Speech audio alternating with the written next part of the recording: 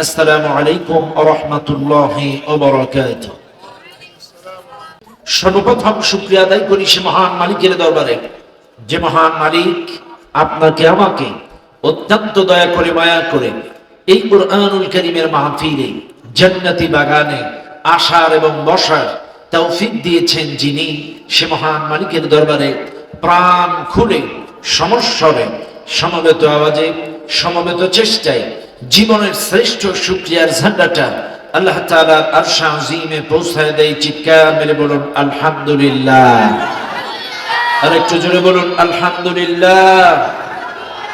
দুরূদ ও সালাম পাঠ করি সে মহান মানবতার মুক্তির দূতের জন্য, যিনি আমার আপনার সকলের কিয়ামতের কঠিন মুসিবতের সময় একান্ত সুপারিশকারী প্রিয় নবী নবী মুহাম্মদুর রাসূলুল্লাহ সবাই বলুন সাল্লাল্লাহু আলাইহি ওয়াসাল্লাম। মাগফিরাত কামনা করি সেই সকল ভাইদের জন্য যারা দ্বীনের জন্য ইসলামের জন্য প্রাণ দিয়ে শহীদ হয়েছেন। আল্লাহ তাআলা তাদের সকলকেই জান্নাতুল ফিরদাউসের সর্ব উচ্চ মর্যাদা দান করুন। চিৎকার মেরে বলেন আল্লাহুম্মা আমিন। সম্মানিত ভাইরা, এই মাহফিলে আমার সামনে যারা এই মুহূর্তে বসে আছেন, ছাত্র যারা এই মাদ্রাসার, হাত তোলেন।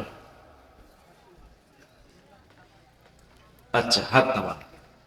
ছাত্র ছাড়া যারা, হাত তোলেন। আলহামদুলিল্লাহ। দেখেন, ম্যাক্সিমাম বাচ্চা কিন্তু সবই ছোট, নাবালক। এদের কিন্তু আসলে ছোট মানুষ তো মন মানসিকতা অন্যদিকে থাকতে পারে রাত গভীর হওয়ার কারণে। কাজে আপনারা যারা আছেন পেছনের দিকে, একটু সামনের দিকে চেপে আসবেন, আর আমি যতক্ষণ কথা বলবো আমার সঙ্গে একটু পাই টু পাই জবাব দিবেন। আমি কিন্তু অনর্থক অযৌক্তিক কোনো কথা বলি না, আউল ফাউল কথা বলে সময় নষ্ট করি না। যতক্ষণ থাকবো কোরআন সুন্নাহর ভিত্তিতে কথা বলবো ইনশাআল্লাহ। তবে একজন মানুষও যদি অমনোযোগী হয়ে যান, ওঠাউঠি কথাবার্তা বলেন, আমার কিন্তু সেই দিকে নজর চলে যাবে। কারণ আমার কথা হলো, অন্যান্য বক্তারা চোখ কান বন্ধ করে ওয়াজ করতে পারে, কিন্তু আমি কিন্তু চোখ বন্ধ করে ওয়াজ করতে পারি না। মনে রাখেন, আসলে আজকে ৮ দলীয় মহাসমাবেশের কারণে এত বেশি জ্যাম হয়েছে রাস্তায়। আমি 0 পয়েন্টের আগে এক জায়গায় দাঁড়ায় আছি প্রায় 2 ঘন্টা। এক জায়গায় আধা কিলোর ভিতরেই 2 ঘন্টা দাঁড়ায় আছি, যার কারণে আমি নির্দিষ্ট সময় পৌঁছাইতে পারি নাই, নাইলে আরো আগে হয়তো মঞ্চে উঠতে পারতাম।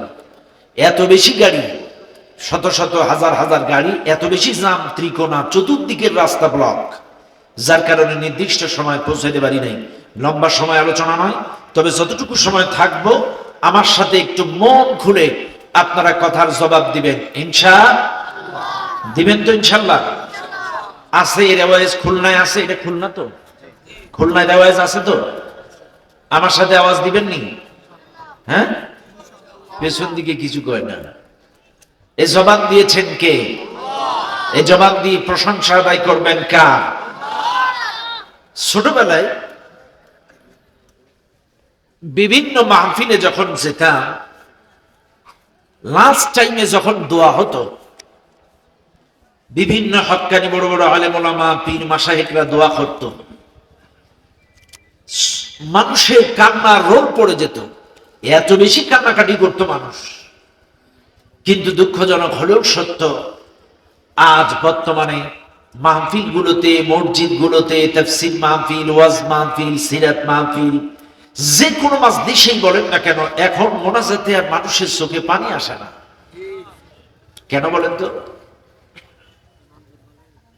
এক নাম্বার কারণ, আমাদের দিলগুলো গুনাহ করতে করতে নষ্ট হয়ে গেছে, কালো হয়ে গেছে, কবগুলো কালো হয়ে গেছে, যার কারণে এখন আর আমাদের দিলগুলো গুনাহ করে, অন্যায় করে অনুতপ্ত, অনুশোচিত হয় না। 2 নাম্বার কারণ, হারাম খেয়ে খেয়ে আমাদের কলবগুলো নষ্ট হয়ে গেছে। এখন আপনারা বলেন, রাজি থাকলে বলেন, কথা কি ঠিক না বেঠিক? 1 নাম্বার গুনাহ, আর 2 নাম্বার হচ্ছে হারাম খেয়ে খেয়ে আজকে আমাদের দিনগুলো অন্ধ হয়ে গেছে, কালো হয়ে গেছে। সত্যকে সত্য, মিথ্যাকে মিথ্যা বলতে পারি না। চোখের সামনে দেখেও না দেখার ভান করি, বিবেক দিয়ে বিবেচনা করার বোধ শক্তি আমাদের হারায় গেছে। এমন কোন বাড়ি নাই হারামের সাথে সম্পৃক্ত নাই, আসেনি বাবা? আপনাদের খুলনায় নাই? রাগ করেন না আমার কথায়। এখানে আমাদের সবার বাবা ভালো বাবা অথবা আমাদের বাবা খারাপ বাবা, একটা মানুষ হাত তোলেন তো যে আমার বাবা খারাপ বাবা? আছেন কেউ? নেই।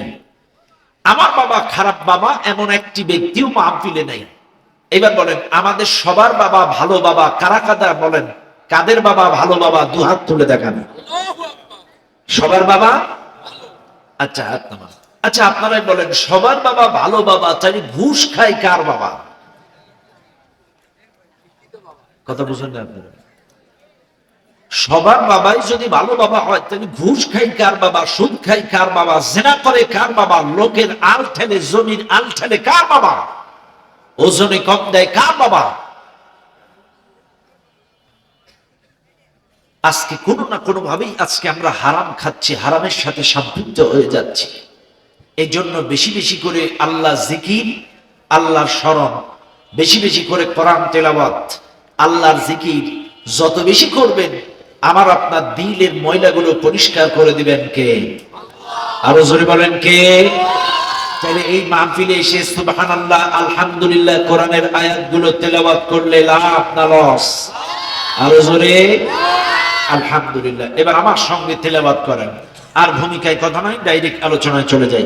সবাই পড়েন আউযু বিল্লাহি মিনাশ শাইতানির রাজীম বিসমিল্লাহির রাহমানির রাহিম ইন্নাল্লাহা ইনদাহু ইলমুস সাআহ وينزل الغيث ويعلم ما في الأرحام وما تدري نفس ماذا تكسب غدا وما تدري نفس بأي أرض تموت إن الله عليم خبير صدق الله العظيم। সূরাটির নাম সূরাতুল লুকমান। কোন সূরা? সবাই বলেন। ওয়াজ কিন্তু মুখস্থ করে যাওয়া লাগবে। আমি এত কষ্ট করে আসছি আর আপনারা এই জায়গা থেকে কোনো শিক্ষা নিয়ে যাবেন না, কোনো মেসেজ নিয়ে যাবেন না, তা হবে না। ওয়াজ কিন্তু আজকে মুখস্থ করে যাওয়া লাগবে, মনে থাকবে আপনাদের। সূরাটির নাম কি? লুকমান। এই কোরআনের 114টা সূরার ভেতরে 31 নাম্বার সূরা। কত নাম্বার সূরা? এই সূরাটার মোট আয়াত সংখ্যা 34, রুকু সংখ্যা 4। এই সূরাটার 34 নাম্বার আয়াত আমি আপনাদের সামনে তেলাওয়াত করেছি, ভালো করে খেয়াল রেখেন। এখন আসেন এই কোরআনের কোনো একটি আয়াত জানতে গেলে, বুঝতে গেলে, তাফসীর বুঝতে গেলে আগে জানতে হয় শানে নুজুল। শানে নুজুল যদি জানা থাকে আলোচ্য আয়াতের মূল বিষয়বস্তু আয়নার মতো ক্লিয়ার হওয়া যায়। 114টি সূরার 88টা নাজিল হয়েছে মক্কায়, বাদ বাকি সূরা নাজিল হয়েছে মদিনায়। মনে রাখবেন তৎকালীন সময়ের মক্কা এবং মদিনার সমসাময়িক সমস্যার আলোকে এক একটি আয়াত আল্লাহ নাজিল করে সেই সময়ের সমসাময়িক সমস্যার সমাধান আল্লাহ তাআলা দিয়েছেন। 34 নাম্বার আয়াতটা নাজিল হওয়ার কারণ কি খেয়াল করেন। এই আয়াতটা নাজিল হওয়ার কারণ কি, কোন প্রেক্ষাপটে কেন নাজিল হলো, আসেন কারণটা শুনে নিন।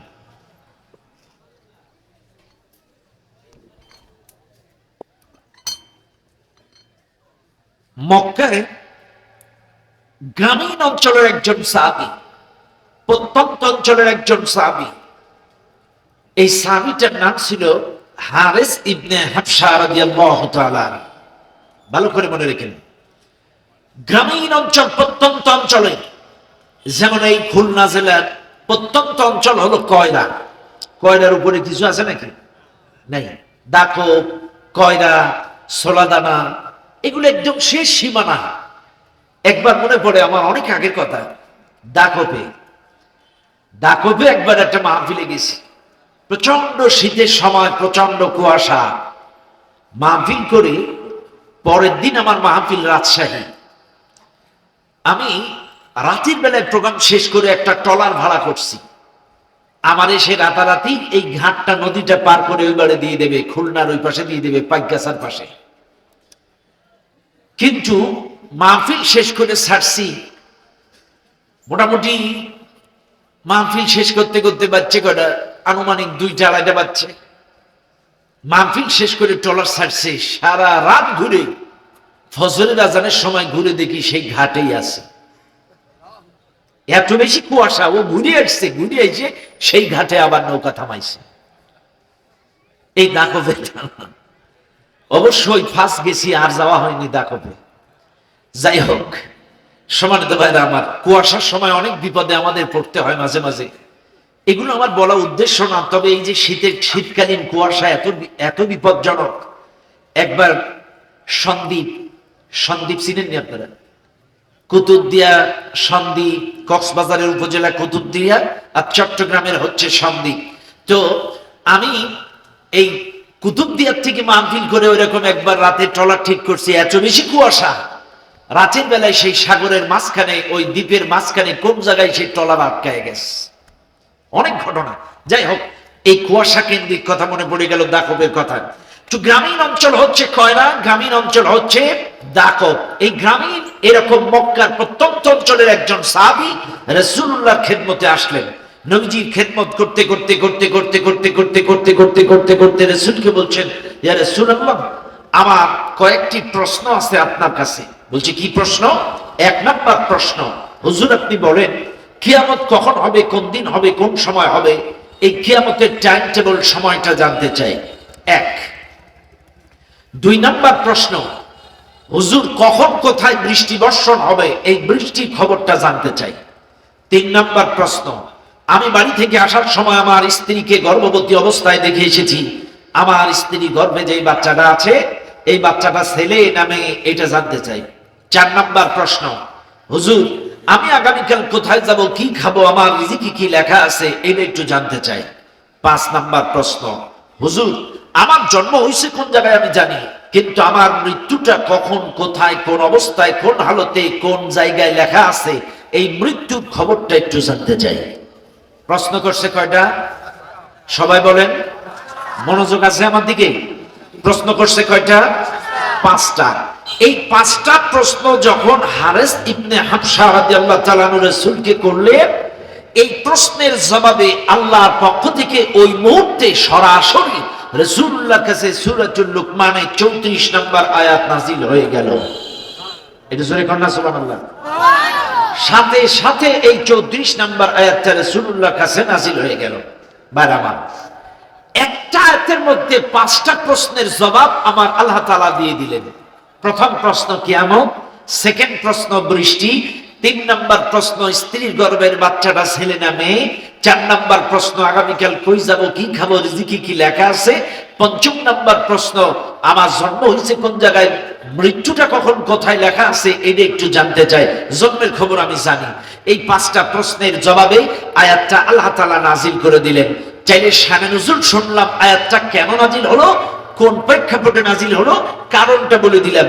এইবার আসেন এই 5টা প্রশ্নের জবাব আপনাদেরকে দিয়ে দেই। জবাব কি শুনতে চান আপনারা? সবাই শুনতে চান? কারা কারা শুনতে চান 2 হাত তুলে দেখান। সবাই শুনতে চান? আলহামদুলিল্লাহ, হাত নামান। এবার আসেন 5টা প্রশ্নের জবাব আপনাদের দেই। তবে আমি 1, 2, 3, 4, 5, আমি 1 থেকে 5 পর্যন্ত জবাব দিব না।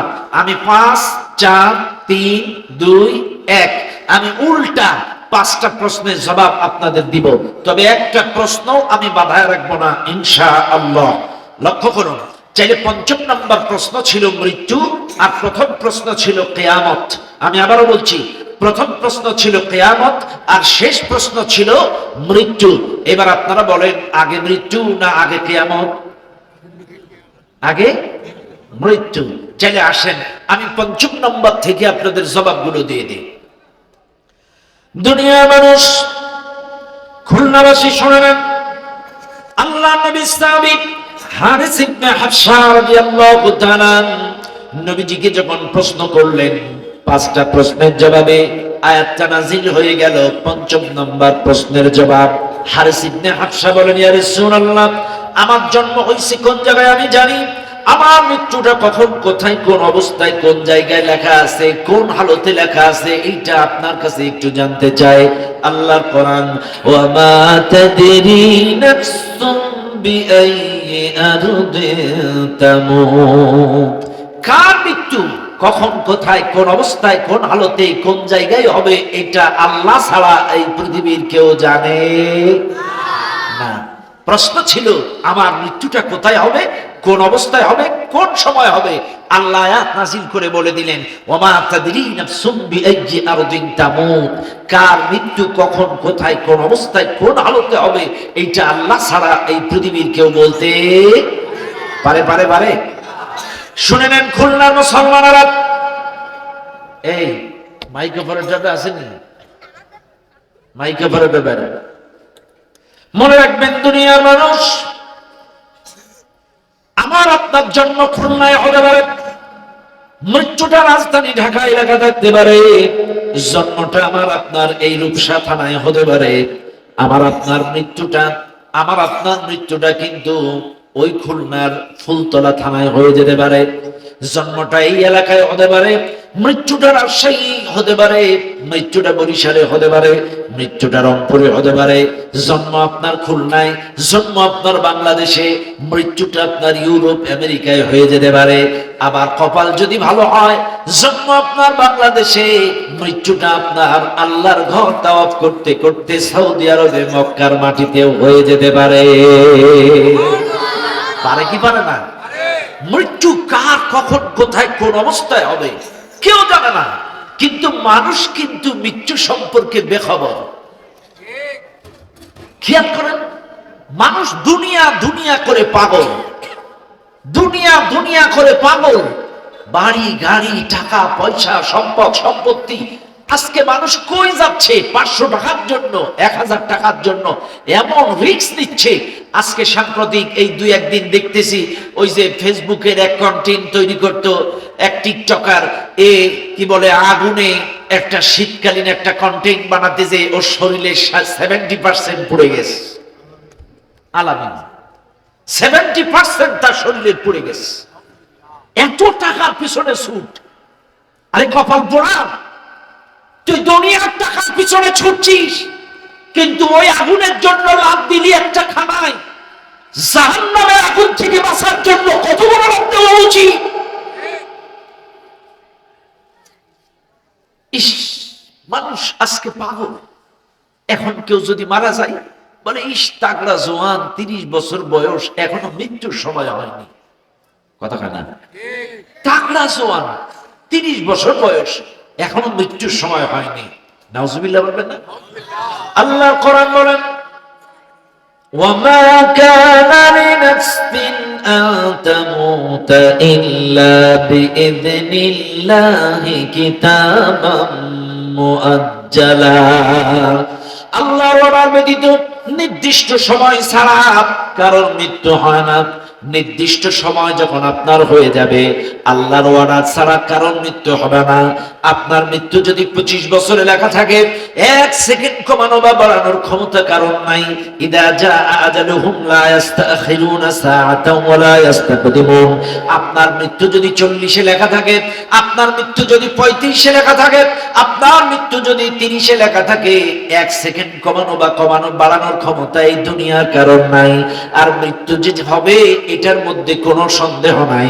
ও মুসলমান, আর মৃত্যুর সময় যখন আসবে, তুমি দুর্গে থাকো, প্রাসাদে থাকো, তুমি আইসিইউতে থাকো আর সিসিইউতে থাকো, যেখানেই থাকো না কেন, মৃত্যু যখন আসবে, মৃত্যুর হাত থেকে বাঁচার উপায় কারণ নাই। আইনামা তাকুনু ইউদরিকুমুল মাউত ওয়ালাউ কুনতুম ফি বুরুজিন মুশাইয়াদা। তুমি দুর্গে থাকো, আইসিইউতে থাকো, সিসিইউতে থাকো, মৃত্যুর সময় যখন আসবে, আজরাইল তোমাকে পাকড়াও করবে। আর পাকড়াও শুধু নয়, ওয়াজাআত সাকরাতুল মাউতি বিল হক যালিকা মা কুনতা মিনহু তাঈদ। মৃত্যুর যন্ত্রণা সত্য, মৃত্যুর যন্ত্রণা থেকে কেউ রেহাই পাবে না, এটা চিরন্তন চির সত্য। নবীরা পর্যন্ত মৃত্যুর যন্ত্রণা থেকে রেহাই পায়নি। আজকে কই যাচ্ছেন? কার পিছনে ছুটছেন দুনিয়া দুনিয়া করে? এক সপ্তাহের জন্য ঢাকায় গেলে 2টা জামা 2টা লুঙ্গি প্রয়োজনীয় টাকা গুছিয়ে নিয়ে যান। 1 মাসের জন্য বিদেশে গেলে প্রয়োজনীয় কাপড় চোপড় টাকা পয়সা গুছিয়ে নিয়ে যান। ভাইরে, এখনই যদি আপনার নিঃশ্বাসটা শেষ হয়ে যায়, ওই কবরের জন্য কতটুকু প্রস্তুতি আপনাদের আছে? কি প্রস্তুতি আছে আপনাদের? এই 2 দিনের দুনিয়া, একটা মশার কামড় থেকে বাঁচার জন্য 2000 টাকার মশারি টাঙ্গান। একটা মশার কামড় থেকে বাঁচার জন্য 2000 টাকার মশারি। অথচ আপনার কবরে মশারি নাই, লেপ নাই, কম্বল নাই, কাঁথা নাই, কোন আধুনিক প্রযুক্তি কিচ্ছু নাই। এই কবরের জন্য কি প্রস্তুতি আপনার আছে? কেমনে যাবেন? কি নিয়ে যাবেন? ওমা তাদরি নাফসুন বিআইয়ি আরদিন তামুত। কার মৃত্যু কখন কোথায় কোন অবস্থায় কি হালতে হবে এই দুনিয়ার কোন মানুষ বলতে পারে না। এই জন্য আপনাদেরকে বলে যাই, এই মাহফিলে যারা আছেন সদা সর্বদা প্রস্তুতি গ্রহণ করবেন। মনে রাখবেন, আজকের দিনটা যদি পান, মনে রাখবেন এটাই আপনার জীবনের শেষ দিন। আর রাতে যদি কোনোভাবে পৌঁছান, মনে করবেন এটাই আপনার জীবনের শেষ রাত। এদেশের মানুষ আপনারা বলেন, এই মাহফিলে 99% মানুষ বলতে পারে, অথবা 100%ও বলতে পারে ঘুম পাড়ার দোয়া কি, এটা যদি আপনাদের কাছে জিগাই আপনারা বলতে পারবেন আল্লাহুম্মা বিসমিকা আমুতু ওয়া আহইয়া। সুন্দর করে আপনারা নাম দোয়াটা পড়তে পারবেন। এবার বলেন তো, এই দোয়া মুখস্থ আছে কাদের কাদের? একটু হাত তোলেন, হাত নামান। এবার একজন বলেন, এই দোয়ার অর্থটা কি? বুঝতে পারবেন? হ্যাঁ, এই দোয়াটার অর্থ কি একজন বলতে পারবেন? আহা, ছোটবেলা থেকে দাদির মুখে, দাদার মুখে, নানার মুখে, নানির মুখে, মায়ের মুখে, বাবার মুখে, হুজুরের মুখে, মুয়াজ্জিনের মুখে শুনতে শুনতে মুখস্থ। কিন্তু এটা যে কি বললাম, আল্লাহুম্মা বিসমিকা আমুতু ওয়া আহইয়া, আল্লাহ তোমার নামে মৃত্যুবরণ করতেছি।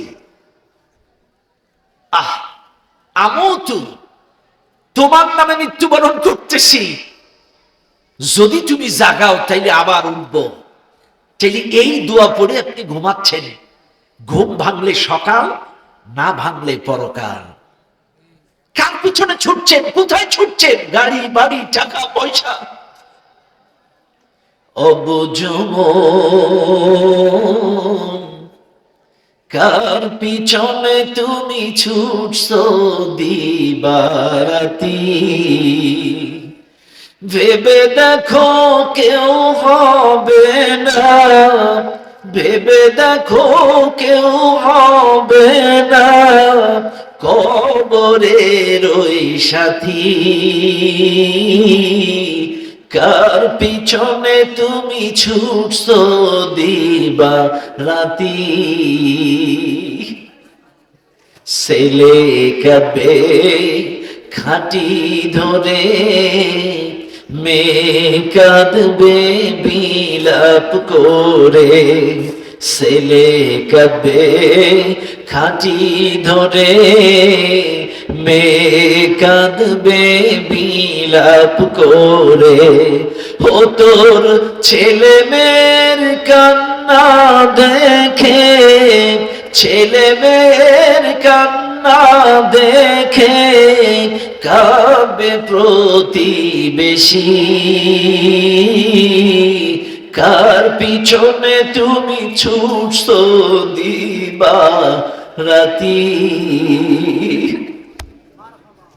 শুনেন, আল্লাহ আপনার শুরুটা দেখবে না, আল্লাহ আপনার শেষটা দেখবে। আল্লাহ আপনার শেষটা দেখবে।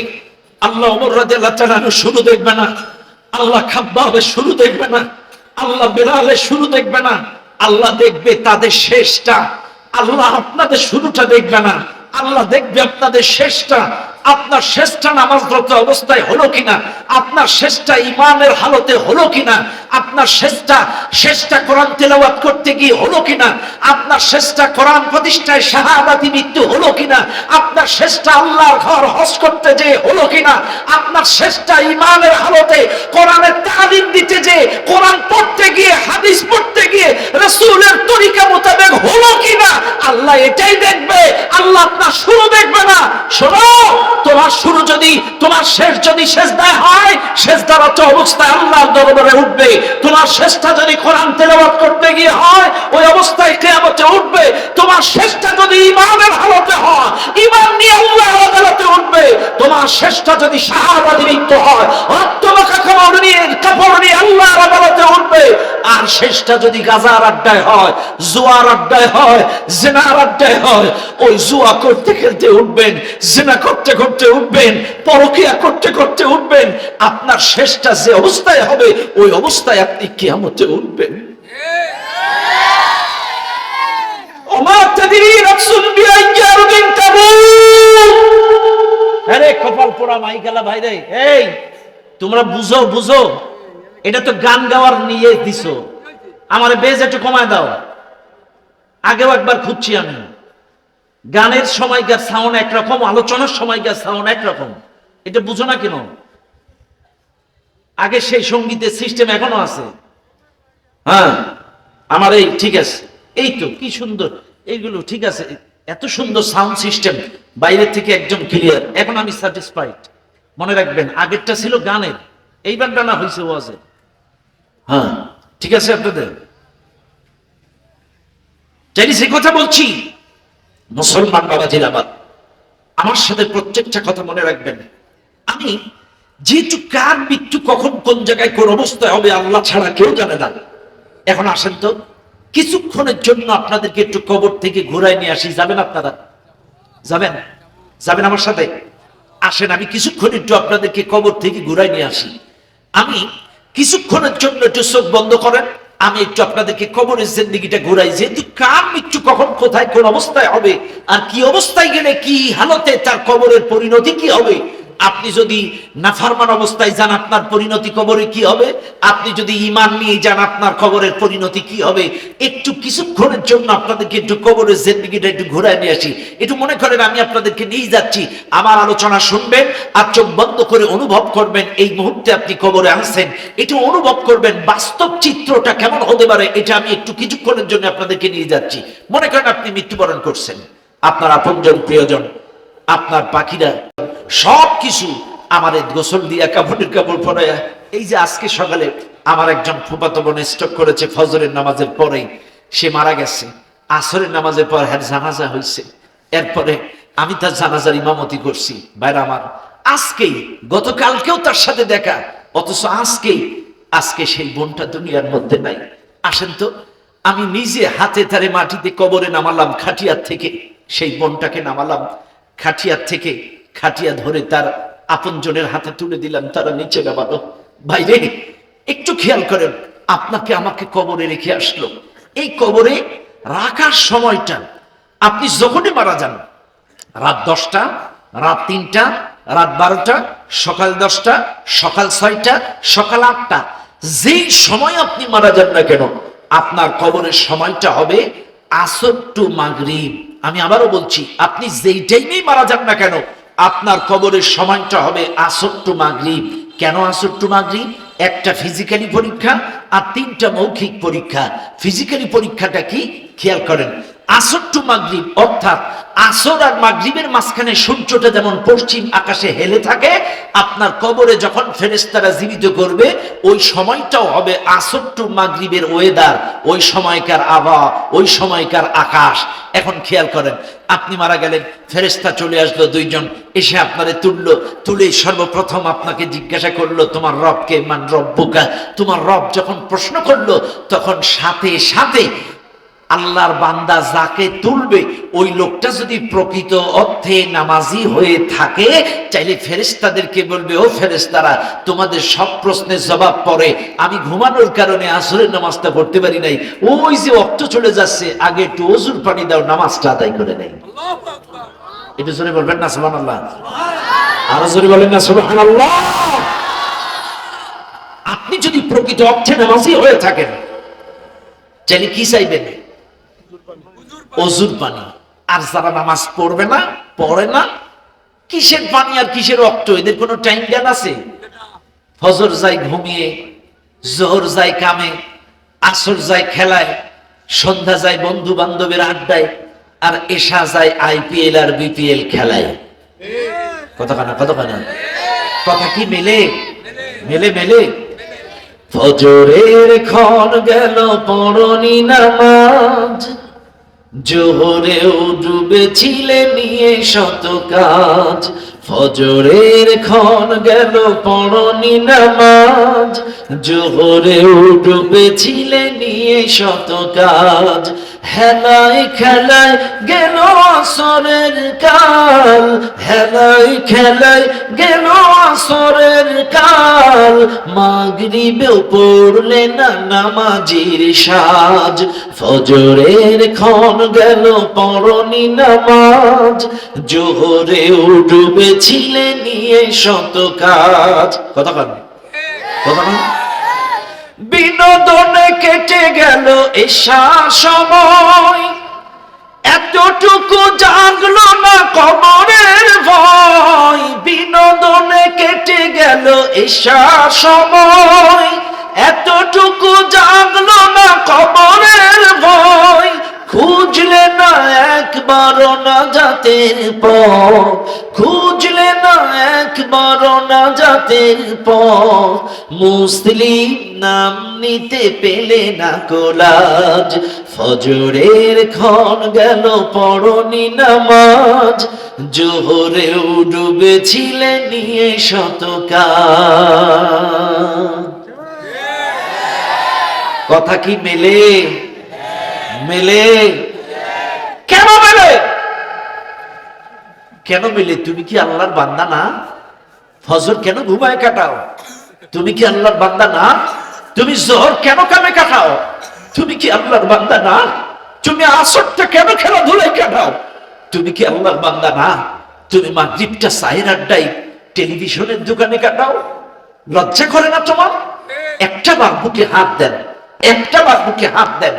আল্লাহ বলছেন, ইয়া আইয়ুহান নাস উবুদু রাব্বাকুমুল্লাযী খালাকাকুম, হে মানুষ সকল গোলামি করো আমার, তোমাদেরকে সৃষ্টি করেছে আমি। আল্লাযী জাআলা লাকুমুল আরদা ফিরাশা, এই যে জমিনে বসে আছো, এই জমিনটারে বিছানা বানাইছি আমি। ওয়াস সামাআ বিনাআ, আসমানের নিচে আসো, আসমানটারে ছাদ বানাইছি আমি। ওয়া আনজালা মিনাস সামাই মাআ, আসমান থেকে বৃষ্টি বর্ষণ করি আমি। ফাখরাজা বিহি মিনাত তামারাতি রিজকান লাকুম, এই জমিন থেকে ফসলের মাধ্যমে তোমাদের রিজিকের ব্যবস্থাও করি আমি। চাইলে এইবার বলেন, জমিন দিল আল্লাহ, আপনাকে সৃষ্টি করলো আল্লাহ, আসমান থেকে বৃষ্টি দিল আল্লাহ, আসমানটারে ছাদ বানালো আল্লাহ, আপনাকে আমাকে এই জমিন থেকে কখনো ধান, কখনো আলু, কখনো পটল, কখনো গম, এই ফসলের মাধ্যমে আমাদের রিজিকের ব্যবস্থা করলো আল্লাহ। আর সেই আল্লাহর জন্য 24 ঘন্টায় তুমি 75 মিনিট সময় দিতে পারো না। তুমি কি মানুষ? তুমি কি মানুষ? কি নিয়ে এত বিজি তুমি? কিসের এত ব্যস্ততা তোমার? হ্যাঁ, কিসের ব্যস্ততা তোমার? তুমি 24 ঘন্টার মধ্যে 75 মিনিট সময় মালিককে দিতে পারো না? তোমার মতো ফার্মার আল্লাহর জমিনে আরেকটা হতে পারে না।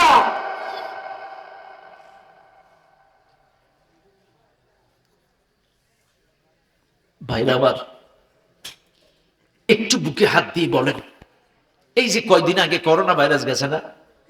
গেছে গেছে গেছে। করোনা ভাইরাস আপনাদের কারো হয়েছিল নাকি?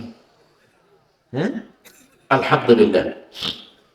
করোনা যাদের হয়েছে, অক্সিজেন লেভেল কমে গেছে, সাথে সাথে হসপিটালে নিলে অক্সিজেন দিছে, হসপিটালের মান অনুযায়ী অক্সিজেনের বিল নিছে। যদি আমি ইউনাইটেড, অ্যাপোলো, কি বলে, স্কয়ার, এদিকে যাব না, আমি লোকাল হসপিটাল ধরছি, যেহেতু আমরা খুলনার মানুষ, গরিব মানুষ, একটু লোকাল হসপিটাল ধরতেছি। 200 টাকা অক্সিজেনের বিল, কথা কথা। একদিন অক্সিজেন দিলে 4800 টাকা, অর্থাৎ 200 টাকা যদি ঘন্টা হয়, 24 ঘন্টায় কত? 4800 টাকা। একদিনের বিল যদি 4800 হয়, এক মাস অর্থাৎ 30 দিনের অক্সিজেনের বিল হচ্ছে 1,44,000 টাকা। এবার আসেন, এক মাসের অক্সিজেন যদি 1,44,000 হয়, এক বছর অর্থাৎ 12 মাসের অক্সিজেনের বিল হয় 17,28,000 টাকা। এইবার বলেন, 17,28,000 টাকা যদি এক বছরের অক্সিজেনের বিল হয়, এই যে মুরব্বী চশমা চকি দিয়া, আপনার বয়স কত বাপ? এই যে আপনি বলেন, এই চাচা আপনি বলেন, পাগড়িওয়ালা সামনে চাচা, বয়স কত আপনার? মাত্র? না, মিস আন্ডারস্ট্যান্ড। ও, চুলদাড়ি পেয়ে গিয়েছে। হ্যাঁ, 63? না, আমার বয়স হচ্ছে আমার 56 বছর বয়স। ও কলি হবে নাই। আমার আইডেন্টিটি আচ্ছা ঠিক আছে।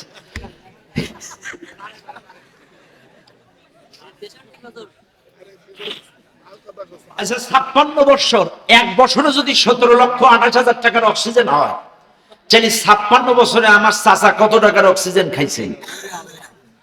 কতক্ষণ এক বছরে যদি 17,28,000 টাকার অক্সিজেন হয়, আমার চাচা 56 বছরে কত টাকার অক্সিজেন খাইছে?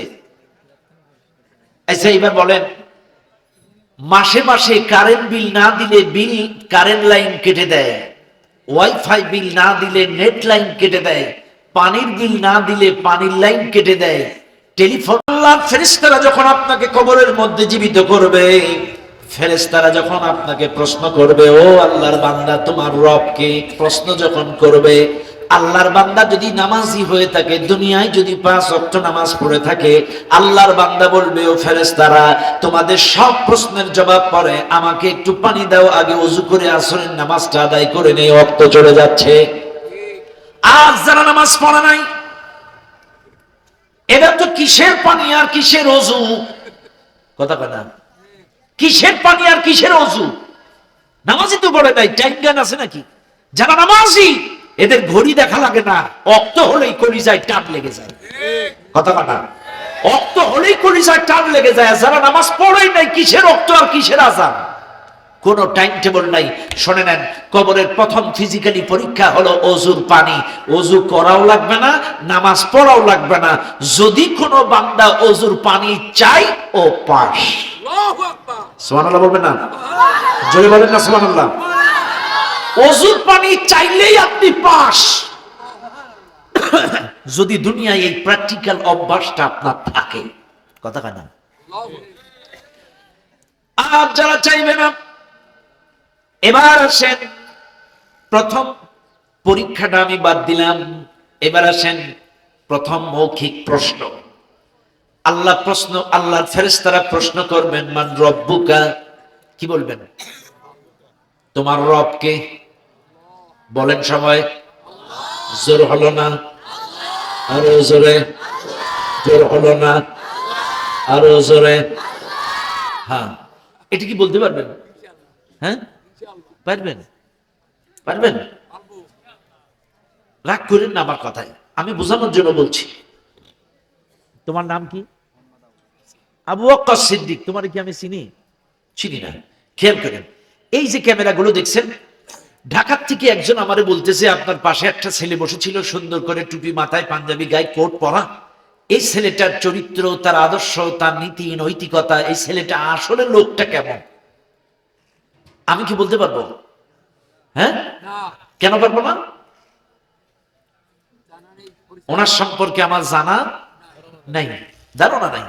হ্যাঁ, আমি বলতে পারবো তখন ওই ছেলেটার সাথে ওঠা বসা, লেনদেন, খাওয়া দাওয়া, আওয়া যাওয়া, চলাফেরা, ওঠা বসা যদি দীর্ঘদিন একসাথে করি, চাইলে আমি বলতে পারবো আলহামদুলিল্লাহ, ও খুব। কথা এটাই তো স্বাভাবিক নাকি? চাইলে ওনার সাথে উঠা বসা, লেনদেন, আদান প্রদান, চলাফেরা, খাওয়া দাওয়া থাকলেই আমি ওর সম্পর্কে বলতে পারবো। আর যদি না থাকে, আজকেই প্রথম দেখা, এর সম্পর্কে যেমন বলতে পারবো না, কবরে যাওয়ার পরে আপনাকে প্রশ্ন করবে তোমার রবকে। এই রবের পরিচয় কবরে দিতে পারবে তারা, রবের ঘরে 5 বার আসা যাওয়া করেছে যারা, রবের কোরআন পড়েছে যারা, রবের সাথে লেনদেন রেখেছে যারা, রবের আদেশ নিষেধ অনুযায়ী ব্যক্তি জীবন, পারিবারিক জীবন, রাজনৈতিক জীবন গড়েছে যারা, তারাই কবরে জবাব দেবে রব্বি আল্লাহ।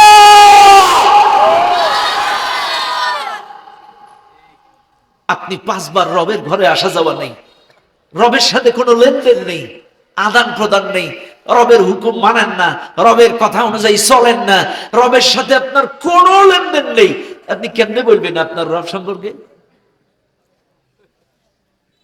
আমি কিন্তু ক্লিয়ার একটা যুক্তি দিলাম, এটারই যেমন আমি চিনি না, এর সম্পর্কে আমি বলতে পারবো না, আপনারাও রব সম্পর্কে বলতে পারবেন না যদি রবের ঘরে আসা যাওয়া না থাকে, রবের সাথে লেনদেন না থাকে, রবের আদেশ নিষেধ অনুযায়ী যদি না চলা থাকে, ব্যক্তি জীবন, পারিবারিক জীবন, গোটা জিন্দেগি যদি রবের হুকুম মোতাবেক না চলেন, আপনি রবের পরিচয় দিতে পারবেন না।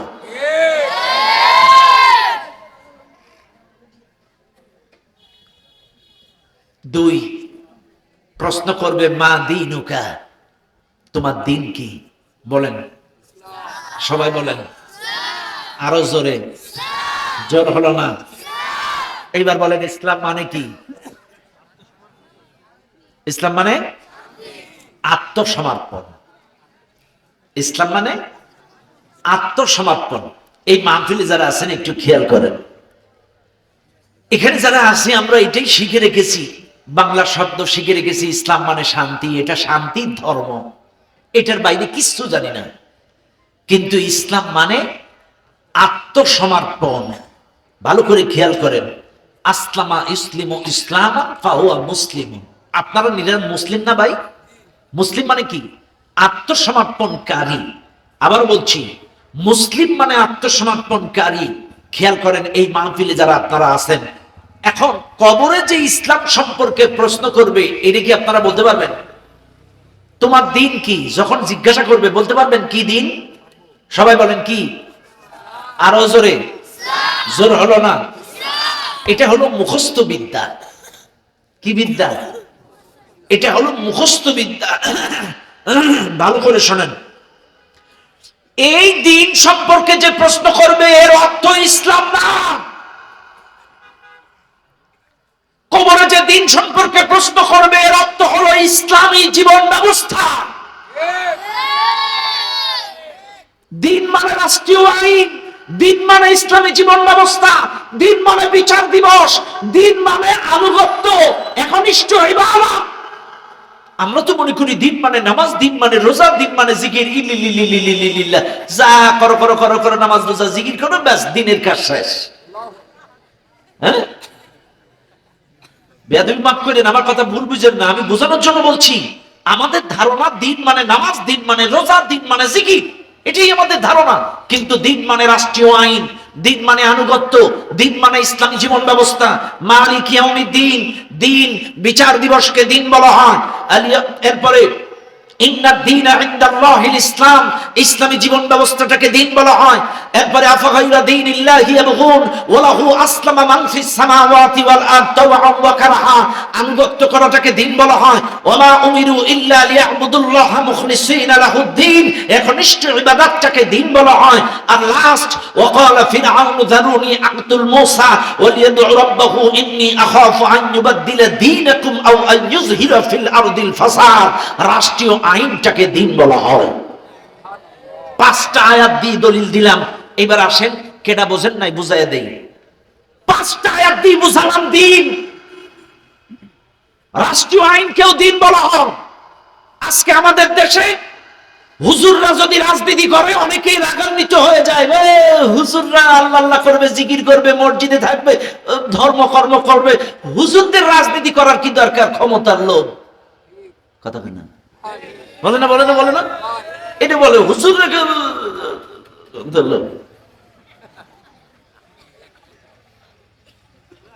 রাগ করেন না আমার কথায়, আমি প্রত্যেকটা কথার জবাব দিচ্ছি, খেয়াল করেন।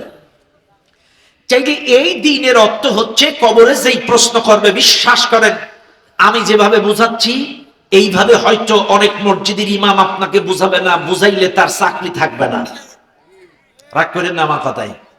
আমি যেভাবে বুঝাচ্ছি অনেকে হয়তো এইভাবে বুঝাবে না, কারণ দিন মানে ইসলামী জীবন ব্যবস্থা। অর্থাৎ আপনি 60 বছর, 80 বছর, 40 বছর, 30 বছর, 90 বছর যতদিন বাঁচবেন, আপনার জীবনের অংশে যা কিছু থাকবে সব জায়গায় ইসলাম থাকতে হবে।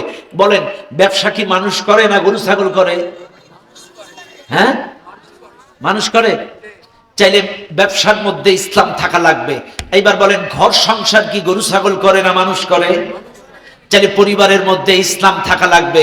এইবার আসেন, সংসদ ভবনে কি গরু ছাগল থাকে না মানুষ থাকে? চাইলে সংসদেও ইসলাম থাকা লাগবে।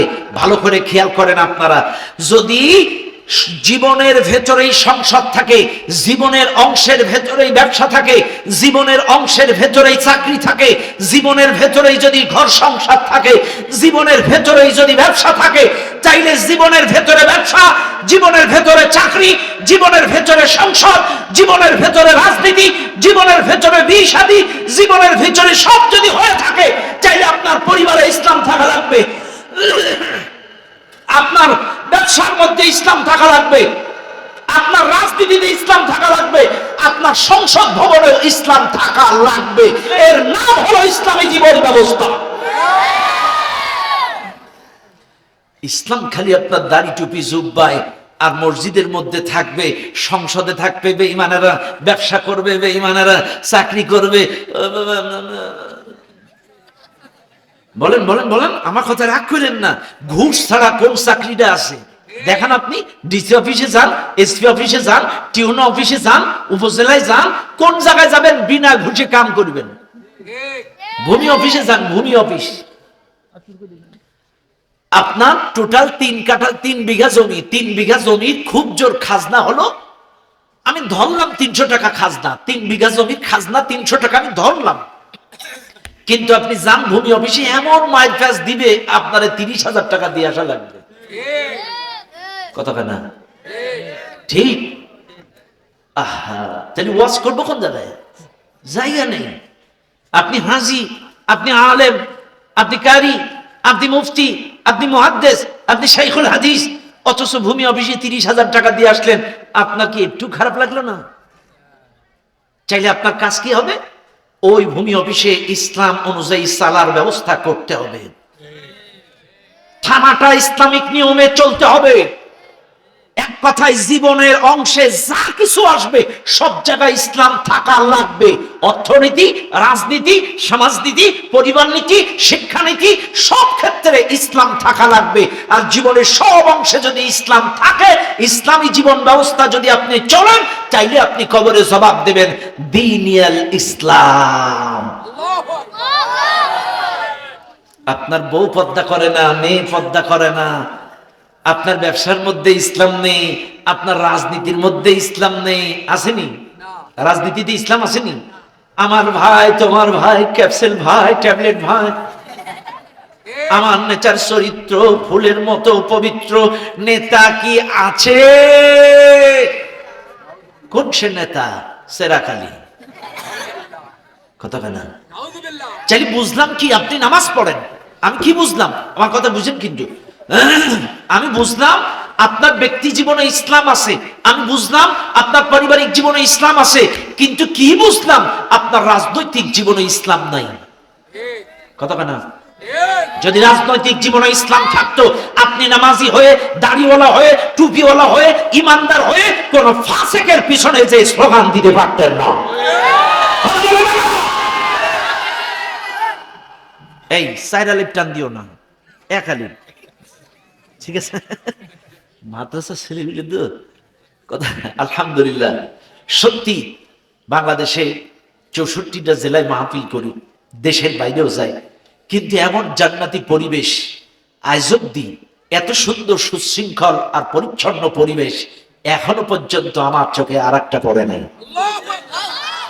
বিশ্বাস করেন, বড় বড় অনেক কওমি মাদ্রাসায় গেছি, বড় বড় অনেক মাদ্রাসায় মাহফিল করি, আলিয়া, কওমিয়া, বিভিন্ন প্রতিষ্ঠানে মাহফিল করেছি, কিন্তু এত সুশৃঙ্খল, এত পরিচ্ছন্ন পরিবেশ সব জায়গার ভেতরে, আলহামদুলিল্লাহ, আমার আজকে মনে হলো যেন আমি জান্নাতি পরিবেশে চলে আসছি। সত্যি আমি মুগ্ধ বাচ্চাদের আদব দেখে। অনেক মাদ্রাসায় শিক্ষার মান ভালো কিন্তু আদব নাই। কত বুঝেন নাই? শিক্ষার মান ভালো কিন্তু কি নাই? কিন্তু আলহামদুলিল্লাহ আমার রিয়াজুল ভাইয়ের এখানে আমি এসে মুগ্ধ। তাদের প্রত্যেকটা বাচ্চার মধ্যে যে নম্রতা, ভদ্রতা, আদব আমি দেখেছি, আলহামদুলিল্লাহ এরা এক একজন মুহাক্কিক, মুদাক্কিক, বড় বড় হক্কানি হাফেজ, আলেম হোক। আমরা খাস করে এই মাহফিল থেকে দোয়া করছি, বলেন আমিন। আরো জোরে বলেন আমিন। আল্লাহ এদেরকে কবুল করুন। ভাইরা আমার, তবে আমার আজকে 25টা ছেলে হাফেজ হলো এই মাদ্রাসায়। প্রত্যেকটা হাফেজের জন্য আমার নসিহত থাকবে, আমি একজন কোরআনের হাফেজ। মনে রাখবে সোনা ছেলেরা, কোরআন কিন্তু অপবিত্র জায়গায় থাকে না, এটা মাথায় রেখো। যখনই তোমার অন্তরটা অপবিত্র হয়ে যাবে, যখনই তোমার অন্তরটা নাপাক হয়ে যাবে, তখনই কিন্তু তোমার এই অন্তর থেকে কোরআনগুলো উঠে যাবে, থাকবে না। সদা সর্বদা অন্তরটাকে পবিত্র রাখতে হবে। হারাম খাওয়া যাবে না, জিনা করা যাবে না, মিথ্যা বলা যাবে না, শিরিক বিদাতে লিপ্ত হওয়া যাবে না, কুফুরিতে লিপ্ত হওয়া যাবে না, মিথ্যা কথা বলা যাবে না, মোবাইলে অশ্লীলতা, বেহায়াপনা, নগ্নতার ধারে কাছেও যাওয়া যাবে না। অন্তরটা, দিলটা যদি পরিষ্কার থাকে, আমৃত্যু কোরআন তোমার দিলে থাকবে, মুছবে না। মনে থাকবে তো তোমাদের? মোবাইলে হাত দেওয়া যাবে না। বাড়ি গেলে মোবাইল নাও নাকি? মোবাইলে হাত দেওয়া যাবে না, মনে থাকবে? হ্যাঁ, মাথায় রেখো। ও দুনিয়ার মানুষ, মনে রাখবেন প্রত্যেকটা কথা। যেই কথা বলছিলাম, তিনি জীবনের সব ক্ষেত্রে যদি দিন থাকে, ইসলামী জীবন ব্যবস্থা, জীবনের সব ক্ষেত্রে যদি ইসলাম থাকে, আজকে এই দেশে অনেক মানুষ আছে নামাজে ইসলাম, রোজা ইসলাম, হজে ইসলাম, জাকাতে ইসলাম, পদ্মায় ইসলাম, সব জায়গার ইসলাম মানে, কিন্তু রাজনীতির ইসলাম মানতে চায় না। অনেকেই বলে রাজনীতি এক জিনিস, ইসলাম আর এক জিনিস।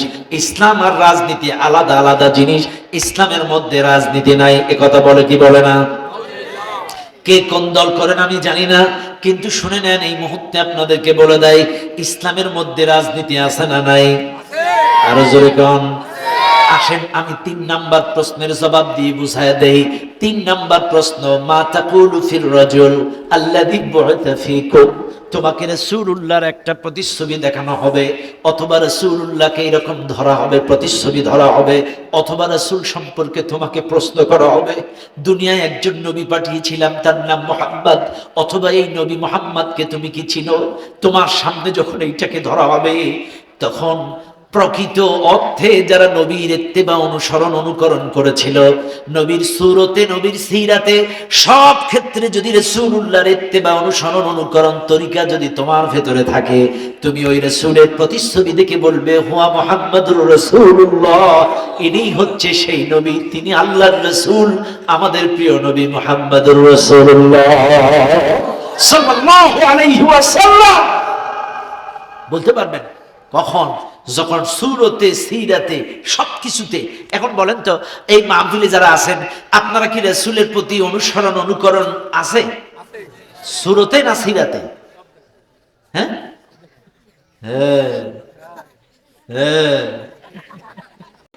খেয়াল করেন, আগে সুরত কি সিরাত কি একটু খেয়াল করেন, রাগ করেন না আমার কথায়, খেয়াল করেন। সুরত হলো বাহ্যিক চেহারা। সুরত কি? বাহ্যিক চেহারা, বাহ্যিক আকৃতি। অর্থাৎ আমার দাড়িটা রাসূলের মতো, আমার টুপিটা রাসূলের মতো, আমার জুব্বাটা রাসূলের মতো, আমার লেবাসটা রাসূলের মতো, এটা হলো বাহ্যিক আকৃতি। এবার আসেন সিরাত কি? সিরাত মানে রাসূলুল্লাহর জীবনী, সিরাত মানে রাসূলুল্লাহর আদর্শ, সিরাত মানে রাসূলুল্লাহর রাস্তা, সিরাত মানে পথ, পথ, রাস্তা, আদর্শ, জীবনী। এইবার আপনারা বলেন, আপনার দাড়ি, টুপি, জুব্বা রাসূলের মতো, আপনার ব্যবসাটা রাসূলের মতো? আল্লাহ তো বলেই দিয়েছেন, লাকাদ কানা লাকুম ফি রাসূলিল্লাহি উসওয়াতুন হাসানাহ, অবশ্যই তোমাদের জন্য রাসূলুল্লাহর মধ্যেই রয়েছে উত্তম আদর্শ। তাই যদি হয়, রাসূল স্বামী হিসেবে আদর্শ, রাসূল বাবা হিসেবে আদর্শ, রাসূল নানা হিসেবে আদর্শ, রাসূল বিচারক হিসেবে আদর্শ, রাসূল ব্যবসায়ী হিসেবে আদর্শ, রাসূল রাষ্ট্র নায়ক হিসেবে আদর্শ। আপনি রাসূলকে দাড়িওয়ালা হিসেবে আদর্শ মানলেন, ব্যবসায়ী হিসেবে আদর্শ মানলেন, রাসূলকে নামাজি হিসেবে আদর্শ মানলেন, স্বামী হিসেবে আদর্শ মানলেন, আপনি বাবা হিসেবে আদর্শ মানলেন, কিন্তু রাসূল যে রাষ্ট্রনায়ক ছিল, বিচারক ছিল, আদর্শ মানবেন না।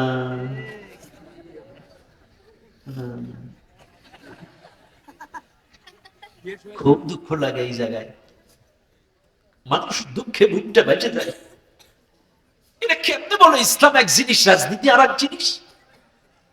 আরে দলাদলি ব্যক্তিগত ব্যাপার, কিন্তু বিবেককে মনুষ্যত্বকে বিক্রি করবেন না ভাই। একটু খেয়াল করেন আমার কথা।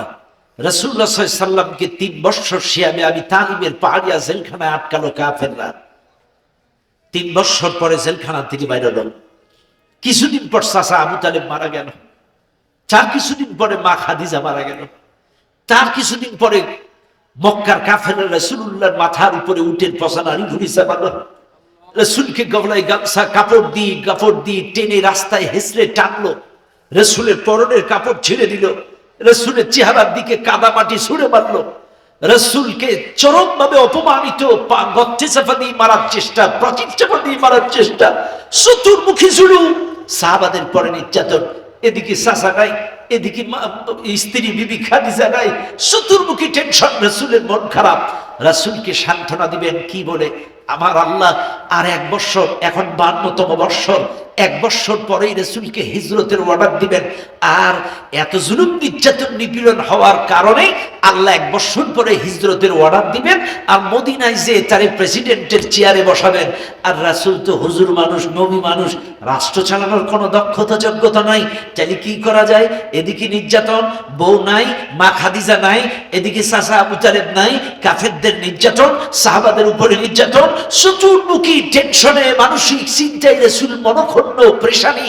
আল্লাহ পাক 52তম বৎসরে তাকে মেয়ারাজে উঠাই নিলেন, মেয়ারাজে নিয়ে তাকে সংবর্ধনা দিলেন। আলাপ আলোচনা করলেন, কথোপকথন হলো, সুমধুর আলোচনা হলো। এরপরে আল্লাহ পাক বলছেন, নবীজি আর 1 বছর পরে তোমাকে হিজরতের অর্ডার দেওয়া হবে, তুমি তো প্রেসিডেন্ট হবে। কিন্তু প্রেসিডেন্ট হওয়ার পরে দেশ চালাবা কেমনে? একটা মূল নীতি তোমাকে শিক্ষা দেই।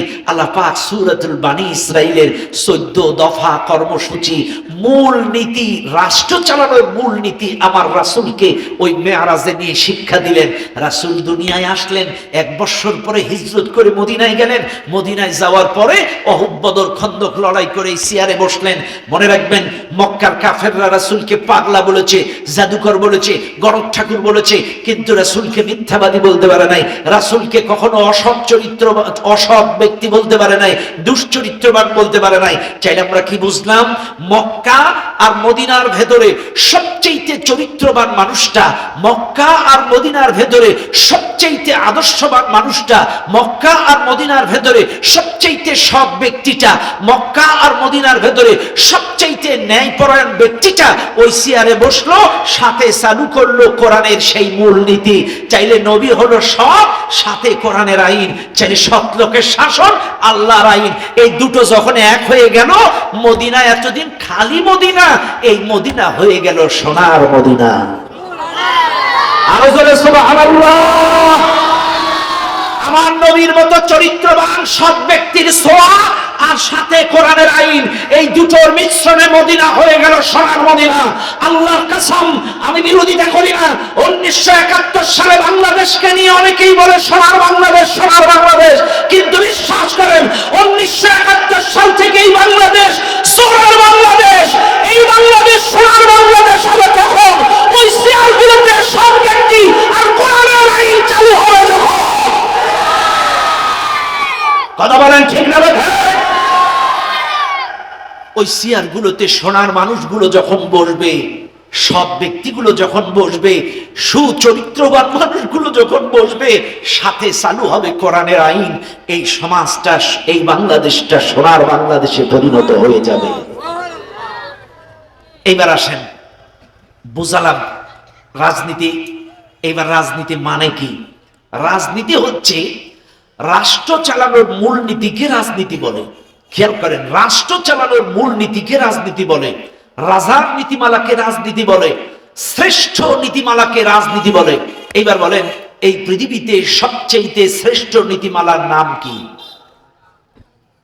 কোরআন। কোরআন কোরআন জোরে বলেন কি? আপনি একটা অফিসে গেলে একটা নীতিমালা আছে না? কথা কানা, সরকারিভাবে সরকারিতে চাকরি করলে আপনার একটা নির্দিষ্ট রুলস রেজুলেশন নীতিমালা অনুযায়ী ওই অফিসে চাকরি করতে হয়। আপনি যে কোনো অফিসে চাকরি করেন না কেন, এই যে মাদ্রাসায় আমার ভাইরা চাকরি করে, এই মাদ্রাসার একটা নীতিমালা আছে, এই নীতিমালার বাইরে গেলে শিক্ষকদের চাকরি একটাও থাকবে থাকবে না।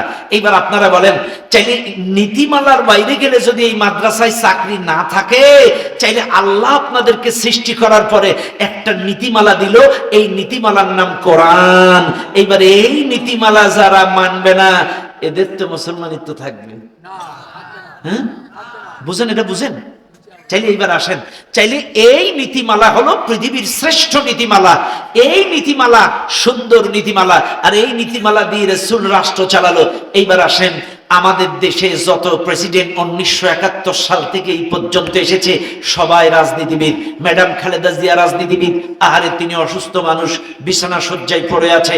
হ্যাঁ, তিনি হয়তো পূর্ণাঙ্গ শরীয়তের বিধান মানতে পারে নাই, এটা তার ব্যর্থতা। কিন্তু বিশ্বাস করেন, গেল স্বৈরা শাসকের মতো তার মুখে কখনো, এই ম্যাডাম খালেদা জিয়ার মুখে কখনো ইসলাম বিদ্বেষী, আলেম বিদ্বেষী সরাসরি এই জাতীয় কথাবার্তা আমরা শুনি নাই। কথা কনা কেন? ওই স্বৈরা শাসক যখন ছিল, সরাসরি ইসলাম বিদ্বেষী মন্তব্য, জঙ্গি, মাদ্রাসাগুলো জঙ্গিবাদের আঁকড়া, হুজুরগুলো তালেবান, হুজুরগুলো রাজাকার। মুফতি জসিমউদ্দিন রহমানীকে নিয়ে সাজানো নাটক তৈরি করে তারে বানায় দিল আনসার বাহিনীর প্রধান। এরপরে মামুনুল হককে নিয়ে জেলখানায় আটকায় দিল জঙ্গি নাটক করে। এরকম অসংখ্য হক্কানি বড় বড়, ওই যে গুনবী হুজুরকে উল্টা করে রিমান্ডে নিল, তার প্রস্রাবের স্থানে কারেন্ট শট দিল। এত নাটক এই আলেমদেরকে নিয়ে এই বাংলাদেশে চালিয়েছে। কিন্তু ম্যাডাম খালেদা জিয়া হয়তো তিনি পূর্ণাঙ্গ শরীয়তের আইন মানতে পারে নাই, হয়তো মানে নাই, কিন্তু বিশ্বাস করেন সরাসরি ইসলাম বিদ্বেষী, কোরআন বিদ্বেষী মন্তব্য করে নাই। এজন্য আজকের এই মাহফিল থেকে তিনি যেহেতু বিছানা শয্যায়, আমরা দোয়া করছি আল্লাহ তার জীবনের ইচ্ছায় অনিচ্ছায়, সগীরায় কবিরায়, শিরকি বিদআতি সমস্ত গুনাহগুলো মাফ করে দিন, বলেন আমিন। আল্লাহ তাকে পরিপূর্ণ সুস্থতা দান করে দিন, বলেন আমিন। আরো জোরে বলেন আমিন। হায়াত যদি থাকে সুস্থ করে দিন, আর যদি না থাকে আল্লাহ তার জিন্দেগীর গুনাহগুলো মাফ করে দিয়ে যেন ঈমানি মৃত্যু দান করেন, বলেন আমিন। ভাইরা আমার, অসুস্থ ব্যক্তির জন্য দোয়া করেছি, কথা কন না কেন? খেয়াল করেন, চাইলে যে কথা বলছিলাম, ম্যাডাম খালেদা জিয়া রাষ্ট্র চালাইছে, এজন্য তিনি রাজনীতিবিদ।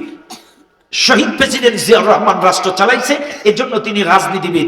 শেখ মুজিবুর রহমান রাষ্ট্র চালাইছেন, এজন্য তিনি রাজনীতিবিদ। এরশাদ চাচা রাষ্ট্র চালাইছে, এজন্য তিনি রাজনীতিবিদ। হাসিনা রাষ্ট্র চালাইছে, এজন্য তিনি রাজনীতিবিদ। চাইলে এরা যদি রাষ্ট্র চালানোর কারণে রাজনীতিবিদ হয়, আমাদের নবী কি রাষ্ট্র চালায়নি? চাইলে নবী কি, কথা কেনা, নবী কি রাজনীতিবিদ? আমার নবী 10 বছর কোরআন দিয়ে রাষ্ট্র চালাইছে, আমার নবীও রাজনীতিবিদ। আর এই নবীর রাজনীতি যারা অস্বীকার করবে, এদের ঈমান থাকতে পারে? নবী যদি রাজনীতি করতে পারে, নবী যদি এই চেয়ার পরিচালনা করতে পারে, তাহলে এই নবীওয়ালারা এমপি হলে দোষ কোথায়? কথা না না, এই নবীর উত্তরসূরিরা যদি এমপি হয়, মন্ত্রী হয়, চেয়ারম্যান হয়, আপত্তি কোথায়? আমার রাসূল যদি প্রেসিডেন্ট হতে পারে, আমার রাসূল যদি বিচারক হতে পারে, আলেমুল ওলামারা আগামীতে বাংলাদেশের সুপ্রিম কোর্টে বিচার করবে ইনশাআল্লাহ। তাকবীর, নারে তাকবীর, আল কোরআনের আলো ঘরে ঘরে চালো, তোমার নেতা আমার নেতা বিশ্ব নবী মুস্তাফা, নারে তাকবীর। আমি আবারও বলছি, কবরের প্রশ্নের জবাব দিচ্ছি, কিন্তু আমি এখনো কবর থেকে বাইরে হইনি। মনে আছে তো আপনাদের? কবরে আছেন না? হ্যাঁ, কবরে আছি, কিন্তু এখনো বাইরে হইনি। খেয়াল করেন, আবার দম রেখে গেলে বললেন আমারে। কবরের মধ্যে আছি এখনো। তাহলে 3 নাম্বার, রাসূল সম্পর্কে জিজ্ঞাসা করবে, আর রাসূলকে চিনতে পারবে তারা রাসূলকে সুরতে, সিরাতে, আদর্শে, পথে সব ক্ষেত্রে ইত্তেবা করেছে যারা, অনুসরণ করেছে যারা। ও ভাই, আবারও বলছি, দাড়িতে, টুপিতে, পাঞ্জাবিতে, জুব্বায় ইত্তেবা করব, তাহলে রাজনীতিতেও ইত্তেবা করার দরকার আছে না নাই? ভাইরা আমার, এবার আসেন, চাইলে রাসূল সম্পর্কে বলতে পারলেন। এই মাহফিলে আমার কথা রাগ করেন না, ম্যাক্সিমাম তো মাদ্রাসার বাচ্চা, এখানে বলার মতো কিছু নাই। কিন্তু বলেন তো, জেনারেল মানুষ আছেন কারা কারা, একটু হাত তোলেন। জেনারেল সাধারণ মানুষ, জেনারেল লাইনের হুজুরগুলো বাদে, হাফেজগুলো বাদে, জেনারেল লাইনের আছেন? খুব জোরে 1-150 হবে নাকি? বুঝতেছে না, আর ভাষা বুঝতেছে না। ও আম পাবলিক, কথা ক্লিয়ার নেই। আম পাবলিক কারা কারা হাত তোলেন? আলহামদুলিল্লাহ, হাত নামান। বাইরে এই যে আম পাবলিক যারা এই মাহফিলে আছেন, ভালো করে বুঝবেন। কিন্তু আমি কিন্তু কবরের 3টা প্রশ্নের জবাব দিচ্ছি। 1 নম্বর, আল্লাহর সাথে যদি আপনার লেনদেন, আসা যাওয়া, চলাফেরা, উঠা বসা থাকে, রবের পরিচয় দিতে পারবেন। 2 নাম্বার, ব্যক্তি জীবন, পারিবারিক জীবন, সামাজিক জীবন, গোটা জীবনে যদি আল্লাহর হুকুম, কি বলে, ইসলামী জীবন ব্যবস্থা যদি আপনার থাকে, ইসলাম যদি গোটা জিন্দেগিতে থাকে, আপনি আপনার দিন ইসলাম বলতে পারবেন। আর 3 নাম্বার, রাসূলুল্লাহর ইত্তেবা, অনুসরণ, অনুকরণ যদি সব জায়গায় থাকে, আপনি রাসূলুল্লাহকে চিনতে পারবেন। এই মাহফিলে যারা জেনারেল বাচ্চা আছে, শোনো, তোমাদেরকে বলছি, আম পাবলিক যারা আছে, দেখবা, রাগ করে না, খুলনা ছেলেদের কথা বলছি। এই কি থানা এটা? বটিয়াঘাটা থানার কথা বলছি না, আমি খুলনা শহরের কথা বলছি। যান আপনি খুলনা ছেলেদের দিকে তাকান, চুল কাটা কিসের মতো? নেইমারের মতো। দাড়ি কাটা কিসের মতো? বিরাট কোহলির মতো। প্যান্ট পরা কিসের মতো? রোনালদোর মতো। রাগ করেন না বাপ, চাই প্যান্ট হলো তোমার রোনালদো, অর্থাৎ পোশাক হলো রোনালদো, চুল কাটা হলো নেইমার, আর দাড়ি হলো বিরাট কোহলি। এইবার আপনি মরে গেলে হুজুর বলবে বিসমিল্লাহি ওয়া আলা মিল্লাতি রাসূলিল্লাহ। এটা কি মিছা কথা না? কোনো কাজ হবে না। কথা না, এটা কি মিছা কথা? তোমার ইত্তেবা, অনুসরণ, অনুকরণ, কাফের, রাম, বাম, ইহুদি, খ্রিস্টান, তোমার আদর্শ অমুক তুমুক, বলে আমি অমুক আদর্শের সৈনিক। কথা কানা, বলে বলে বলে বলে আমি অমুকের আদর্শের সৈনিক। বুঝলাম, কবরে যা, অমুকের আদর্শের সৈনিক। সেদিন একমাত্র রাসূলকে চিনতে পারবে তারা, রাসূলের আদর্শের সৈনিক যারা হবে। 3 নম্বর প্রশ্নের জবাব তারা দিতে পারবে যারা রাসূলুল্লাহর আদর্শের সৈনিক। ওর চুল কাটা রাসূলের মতো, ওর দাড়ি রাখা রাসূলের মতো, ওর পোশাক রাসূলের মতো, ওর চলাফেরা, খাওয়া দাওয়া সবকিছু যদি রাসূলুল্লাহর আদর্শ, সুন্নাত, তরিকা মোতাবেক হয়, ও কবরে রাসূলকে চিনতে পারবে, রাসূলকে বলতে পারবে। বলেন সুবহানাল্লাহ।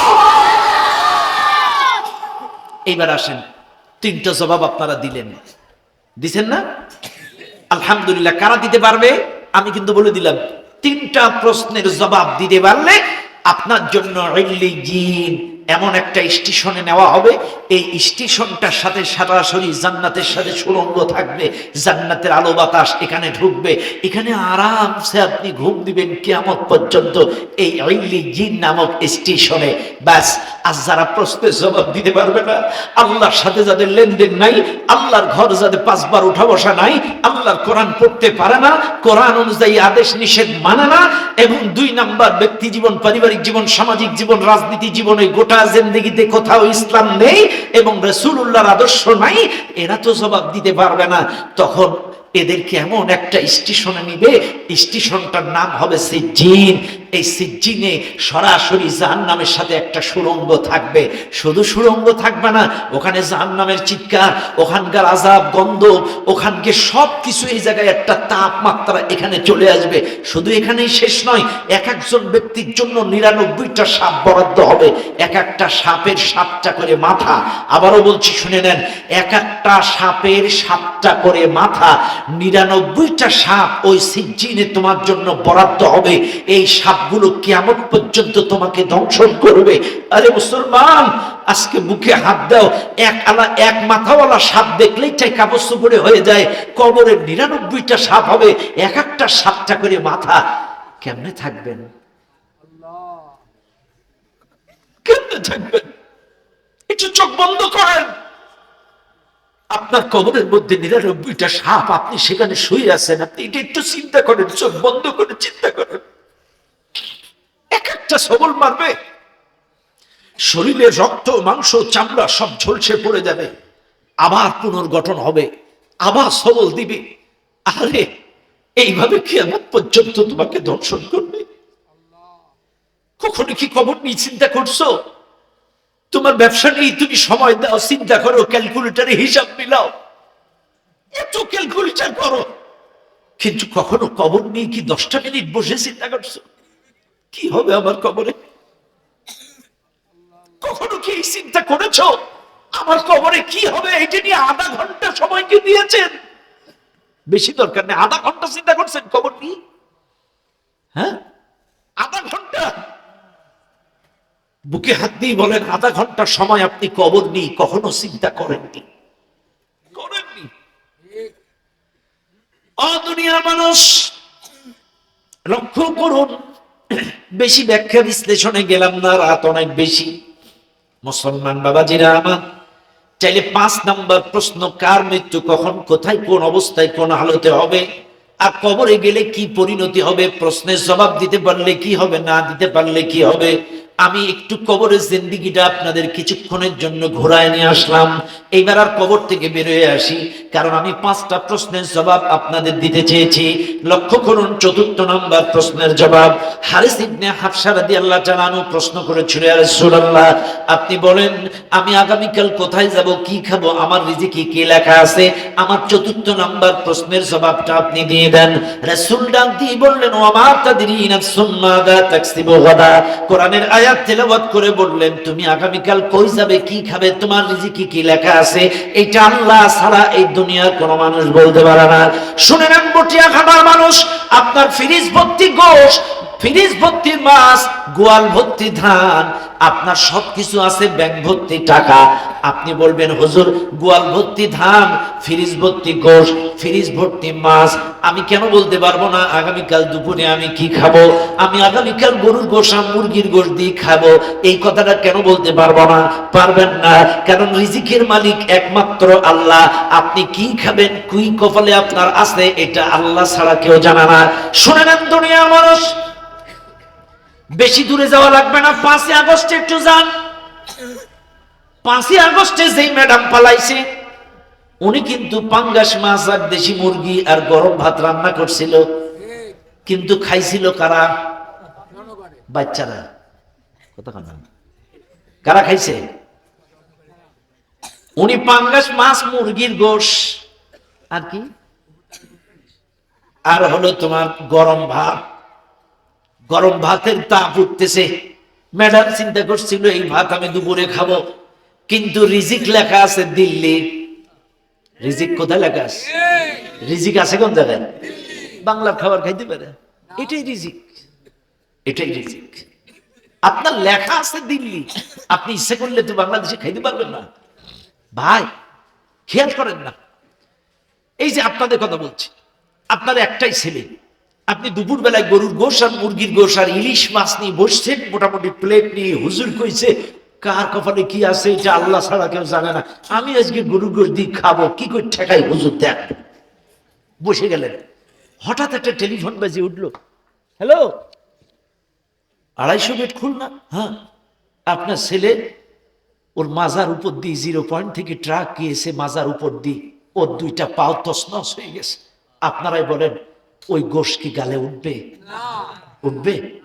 ব্যাস, আপনি চলে গেলেন 250 মেডিকেলে, সারাদিন ছুটাছুটি, অপারেশন, রক্ত, এক্সরে, আল্ট্রাসাউন্ড, এমআরআই, এটা ওইটা করতে করতে করতে করতে রাত 8টা। একবার উপরতলা, একবার নিচতলা, একবার উপরতলা, একবার নিচতলা, চলতে চলতে চলতে চলতে আর পাও চলে না। কি রে, আর পাও চলে না কিনলেই? তখন বলতেছে, তাই তো, সেই সকালে খাইছি, দুপুরে বসছিলাম কিন্তু খাইতে পারি নাই, ছেলের দুর্ঘটনা শুনে বারোই আসছি, এখন কিছু না খাইলে চলতে পারছি না, তাড়াতাড়ি হসপিটালের সামনে একটা মুদিখানার দোকান থেকে একটা পাউরুটি, একটা কলা। কিন্তু এটাই রিজিক, এটাই রিজিক। কার রিজিকে কি লেখা আছে এটা আল্লাহ ছাড়া কেউ জানে না, কেউ জানে না। তবে মনে রাখবেন, সদা সর্বদা, সদা সর্বদা আপনারা যা খাবেন, যা খাবেন, কি বলবেন? আলহামদুলিল্লাহ। কি বলবেন? কি বলবেন? বলেন তো আপনারা। যত বেশি আল্লাহর কৃতজ্ঞতা স্বীকার করবেন, আপনার রিজিকের মধ্যে বরকত বাড়ায় দিবেন কে? আল্লাহ। আরো জোরে বলেন কে?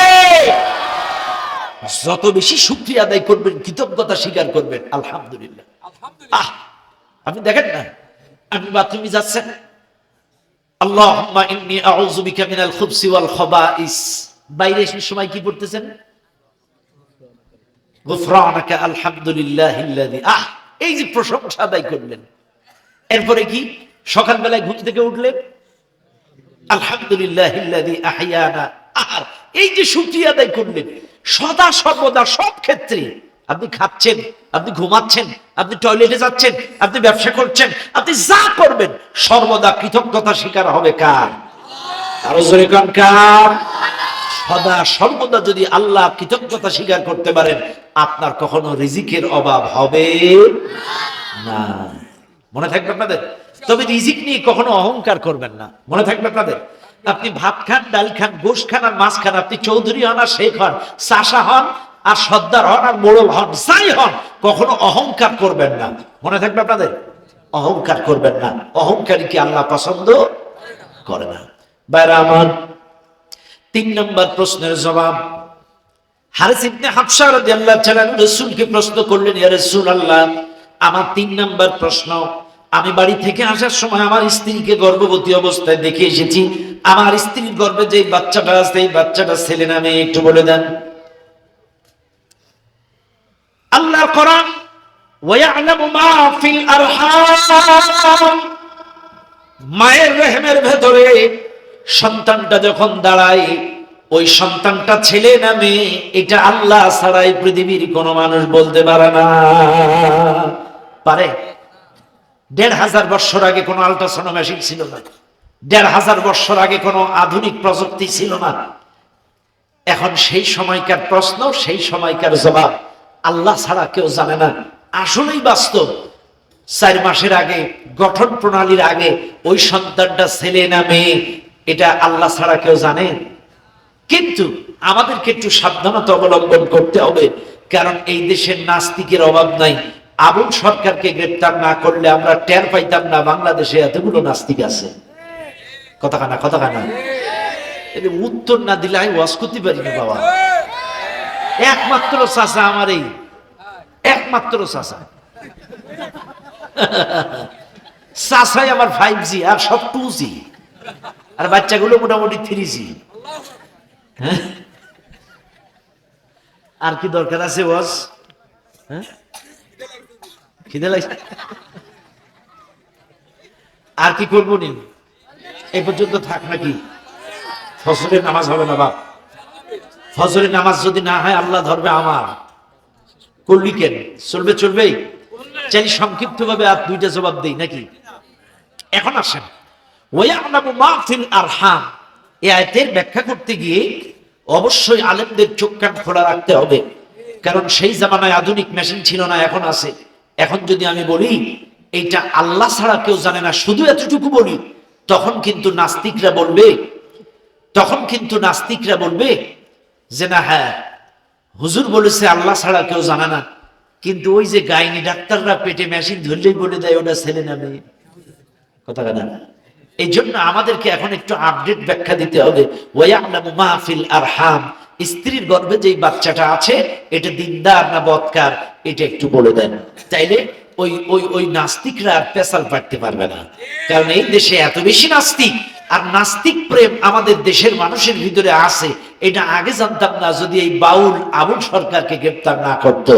কপাল পোড়া, আল্লাহকে গালি দেয় তোর কলিজায় লাগে না, রসুলকে গালি দেয় তোর কলিজায় লাগে না, অথচ নাস্তিককে পাছায় লাথি মারলো কেন? এর ব্যথা।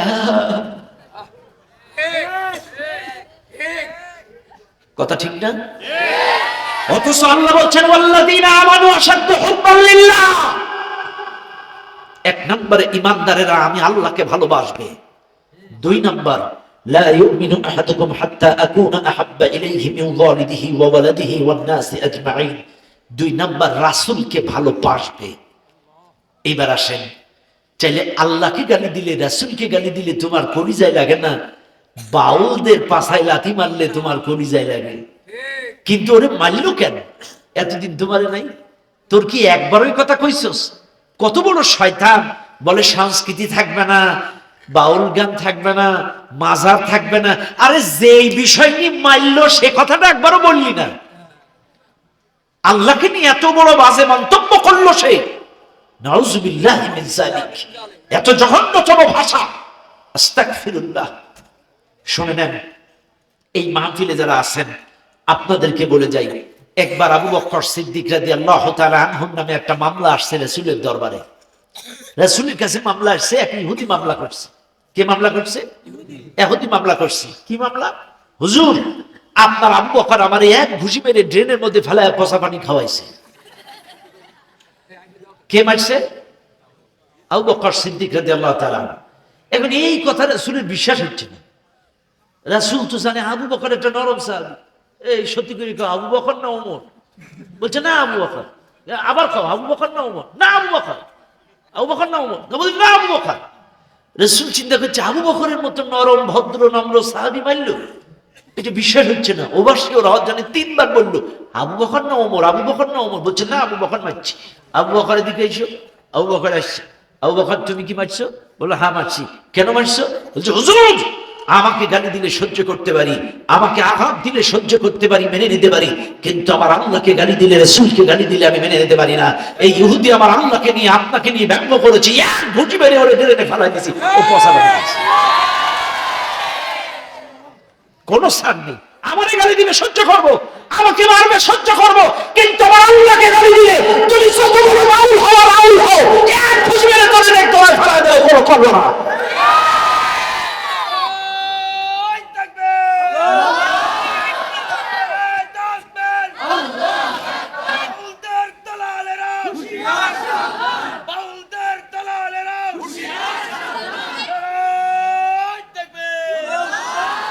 আর এই বাউলের পক্ষে যারা আছে, তারা যে দলের হোক না কেন, যদি বাউলের পক্ষপাতিত্ব করে এটার জবাব আপনারা আগামী নির্বাচনে দেবেন।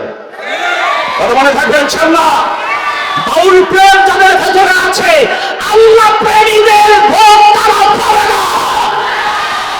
কথা ঠিক আছে না ভাই? মনে থাকবে ইনশাআল্লাহ। ব্যাস, আল্লাহকে গালি দিবে, রাসূলকে গালি দিবে। আরে খেয়াল করো, বদরের যুদ্ধ যখন হয়ে গেল, বদরের যুদ্ধে মুসলমানের সংখ্যা ৩১৩, কাফেরদের সংখ্যা ১০০০। এই যুদ্ধে মুসলমান বিজয় লাভ করলো। ৭০ জন কাফের মারা গেল, ৭০ জন কাফের বন্দী হলো, বাদ বাকি কাফের পালায় গেল। এই খবর শুনে মক্কার একজন বড় লিডার ছিল, কাফের নেতা। এই নেতার নাম ছিল কাব বিন আশরাফ। কি নাম? কাব বিন আশরাফ। এ ছিল কাফের নেতা, এ ছিল একটা কবি, এ ছিল এক সাহিত্যিক। এই কাব বিন আশরাফ মক্কার মানুষগুলো একত্রিত করে উঁচু স্থানে দাঁড়ায় বলছে, হ্যাঁ হ্যাঁ হ্যাঁ, ওরা ৩১৩ আর আমরা ১০০০ পাইলাম না, আমাদের মাটির উপরে থাকার চাইতে নিচে থাকাই ভালো। দুঃখ করে বলতেছে। কাব বিন আশরাফ বলছে ঠিক আছে, ওরা বিজয় লাভ করছে, খাড়া, ওদের মান ইজ্জত সব শেষ করে দেব। কাব বিন আশরাফ ছিল কবি। রাসূলকে নিয়ে, আল্লাহকে নিয়ে, মদিনার মুসলিম নারীদেরকে নিয়ে ব্যঙ্গ করে, কটাক্ষ করে, গালি দিয়ে কবিতা রচনা করলো। রাসূলকে নিয়ে, মদিনার নারীদেরকে নিয়ে আর আল্লাহকে নিয়ে ব্যঙ্গ করে, হেউ করে, কটাক্ষ করে, এক কথায় কবিতা লিখে লিখে বিভিন্ন দেয়ালে দেয়ালে, মোড়ে মোড়ে এই কবিতাগুলো রচনা করে করে রাখলো পোস্টার আকারে দেয়ালে দেয়ালে। এগুলো মানুষ দেখতেছে আর হাততালি দিচ্ছে কাফেররা যারা। এগুলো রাসূলকে অসম্মান, হেউ করার জন্য। ওই যে বদরের বিজয়টা মানতে পারে নাই, দেখবেন আমাদের দেশে অনেক জায়গায় এই ভোট সেই ভোট নির্বাচন হয়, মেনে নিতে যখন না পারে তখন হয়েছে কারচুপি। কথা কানা। তো ওই বদরের যুদ্ধ মক্কার কাফেররা মানতে পারে নাই। দাঁড়া, রাসূলকে নিয়ে, আল্লাহকে নিয়ে কটাক্ষ করে, মদিনার মুসলিম নারীদেরকে নিয়ে ব্যঙ্গ করে কবিতা রচনা করে মোড়ে মোড়ে লিখে রাখা শুরু করলো। এইবার রাসূল যখন এই সংবাদ শুনলো, রাসূল আনসার সাহাবীদেরকে নিয়ে একটা মিটিং ডাকলো। এরা আমার সাহাবারা, কে আসো? আমাকে যে গালি দিল, রাসূলকে যে গালি দিল, আল্লাহকে যে গালি দিল, মদিনার মুসলিম নারীদেরকে যে গালি দিল, ইসলাম নিয়ে যে ব্যঙ্গ করলো, এর বিরুদ্ধে অ্যাকশন নিতে পারবা, কে আছো? একজন মুসলিম সাহাবী দাঁড়ায় গেলেন। এই মুসলিম সাহাবীর নাম ছিল মুহাম্মদ বিন মাসলামা। মুহাম্মদ বিন মাসলামা বলছে, হুজুর আমি আসি এই নাস্তিকের বিরুদ্ধে অ্যাকশন গ্রহণ করব। আপনি বলেন অ্যাকশনটা কি কায়দার হবে? ওরে কি ছোটখাটো মারবো না বিদায় করে দেব? হুজুর বলছে, আল্লাহকে নিয়ে আমাকে নিয়ে যে গালি দেয় তার বেঁচে থাকার অধিকার নাই, তাকে পৃথিবীর থেকে কতল করে দাও। কিন্তু এটা কিন্তু বাংলাদেশের আইনে না, এটা হলো যে দেশে কোরআনের শাসন কায়েম হবে সেই দেশের আইনে। কথা বুঝেন না আপনারা?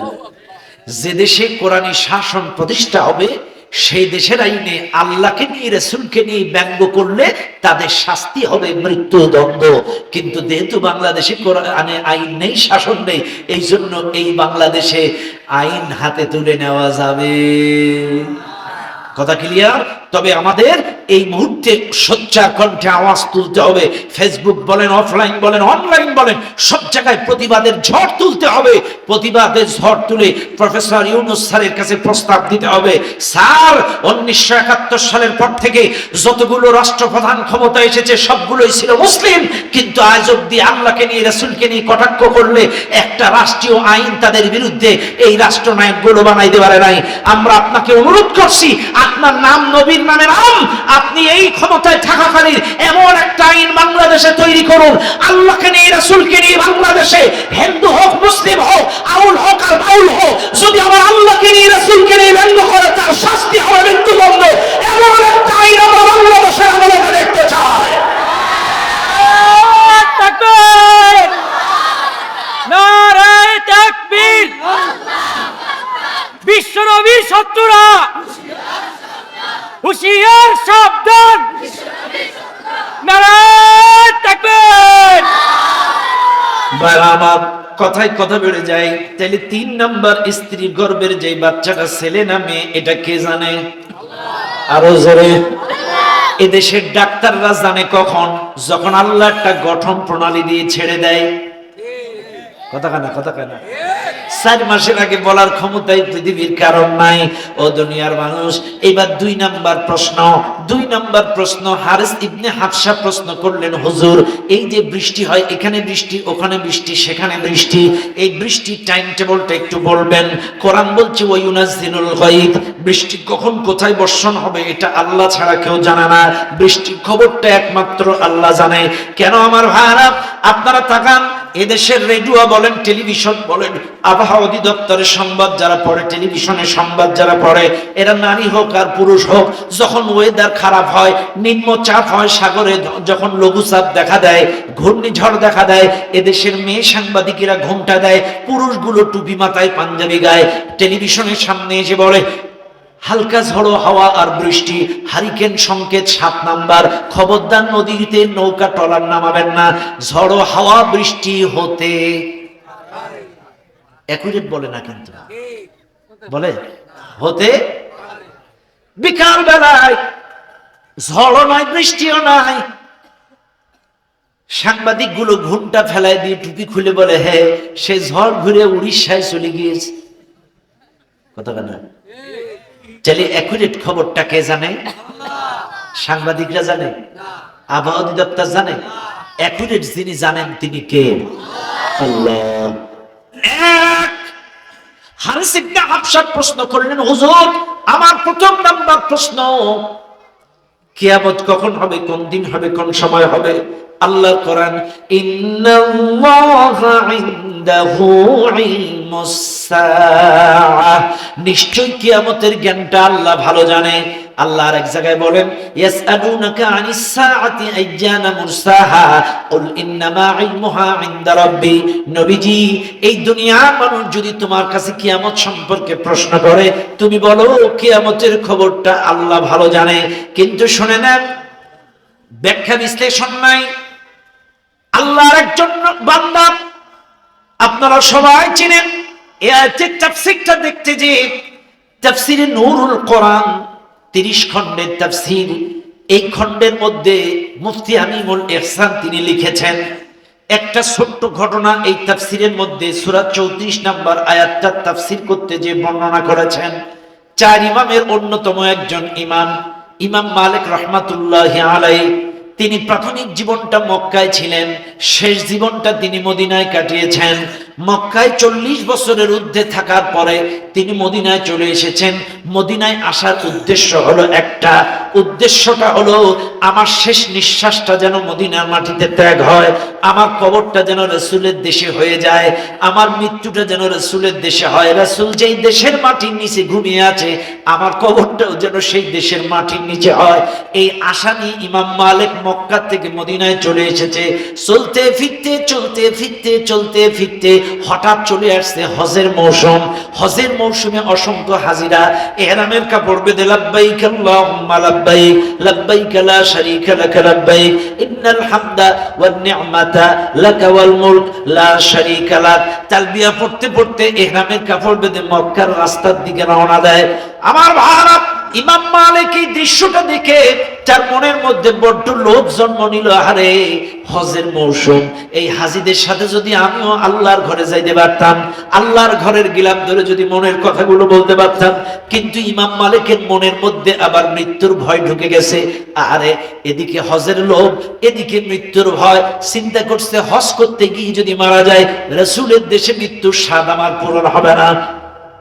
হজ করতে গিয়ে যদি মারা যায় রাসূলের দেশে তো আমার কবর হবে না। চাইলে এদিকে হজের লোভ, এদিকে মৃত্যুর ভয়, দোটানার মধ্যে পড়ে গেলেন। কিন্তু মনে রাখবেন, ইমাম মালিক যতদিন মক্কায় ছিল অসংখ্যবার তিনি বড় হজ করেছিলেন। যদিও তার বড় হজটা জরুরি না, কারণ আগে অনেকবার বড় হজ তিনি মক্কায় থাকতে করেছেন। কিন্তু ইমানদার যারা, মুমিন যারা, একবার যারা মক্কা মদিনায় যায়, মক্কা মদিনায় মক্কায় যাওয়ার লোভ তারা সামলাইতে পারে। কথা কানা কথা কানা গেছেন আপনারা? গেছেন নি? কারা কারা গেছেন? গেছেন নি? হাজী সাহেব কেউ আছেন নি? এই যে আলহামদুলিল্লাহ একটা পাইছি। আল্লাহ এখানে যাওয়ার তৌফিক আল্লাহ আমার সবাইকে দিয়ে দাও, বলেন আমিন। আরে এমন একটা জায়গা, এমন একটা জায়গা, ওই যে আরেক চাচা হাত তুলছে, এই আরেক চাচা হাত তুলছে, মাশাআল্লাহ অনেকে গেছে। আরে এমন একটা জায়গা আপনি সরাসরি আল্লাহর সাথে কথা বলতে পারবেন। কাবার গিলাপ ধরে, দরজা ধরে আপনি সরাসরি মনের কথাগুলো যখন বলবেন মনে হবে আপনি আল্লাহর সাথে কথা বলছেন। এমন কিছু জায়গা আছে আপনার প্রসঙ্গগুলো খাড়া দিয়ে উঠবে, আপনি বুঝতে পারবেন আপনার কথাগুলো আল্লাহ শুনতেছে। ইস, এই জায়গায় যাওয়ার লোভ সামলাইতে পারি না। আমি তো অনেকবার গেছি আলহামদুলিল্লাহ, আবার সামনে নিয়ত আছে এই বছরে হজে যাওয়ার জন্য, নিবন্ধন করে ফেলছি আবার আলহামদুলিল্লাহ। এই এমন একটা জায়গা লোভ সামলানো যায় না। তো ইমাম মালিক চিন্তা করছে, যদিও আমি বড় হজ করছি, যদি জরুরি না, তারপরেও যদি যাইতে পারতাম, মৌসুম কত হাজি আসবে, একসাথে যদি আল্লাহর ঘরটা তাওয়াফ করতে পারতাম।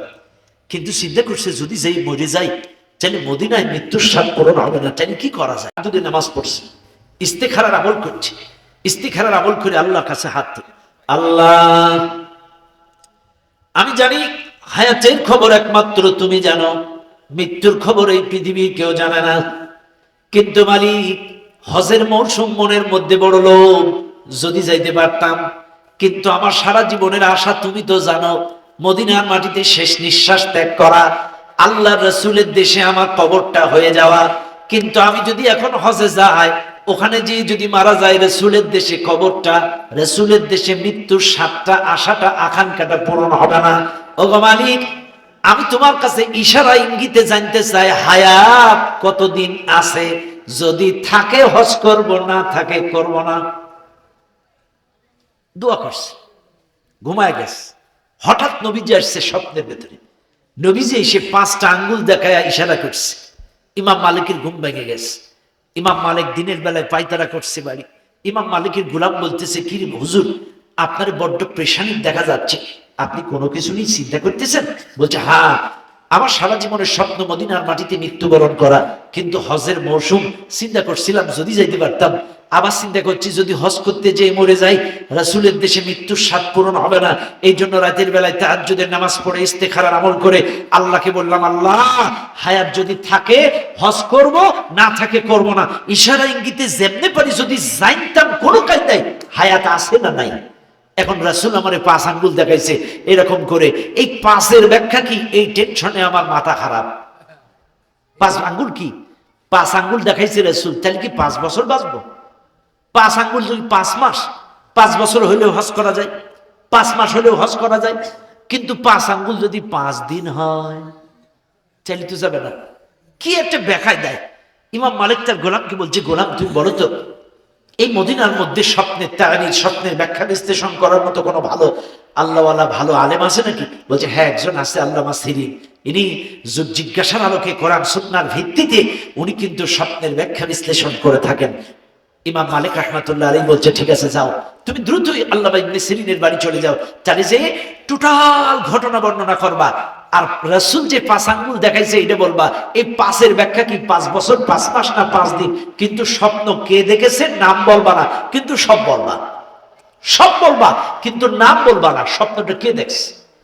এখন আল্লামা ইবনে সিরিনের বাড়ি গেছে গোলাম যে সালাম যিনি বলছে, হুজুর আল্লাহর এক বান্দার ইচ্ছা মদিনার মাটিতে মৃত্যুবরণ করা, কিন্তু হজের মৌসুম একটু হজের লোভ, চিন্তা করছে হজে যে মরে যায় চাইলে তো মদিনায় মৃত্যুবরণের স্বাদ পূরণ হবে না।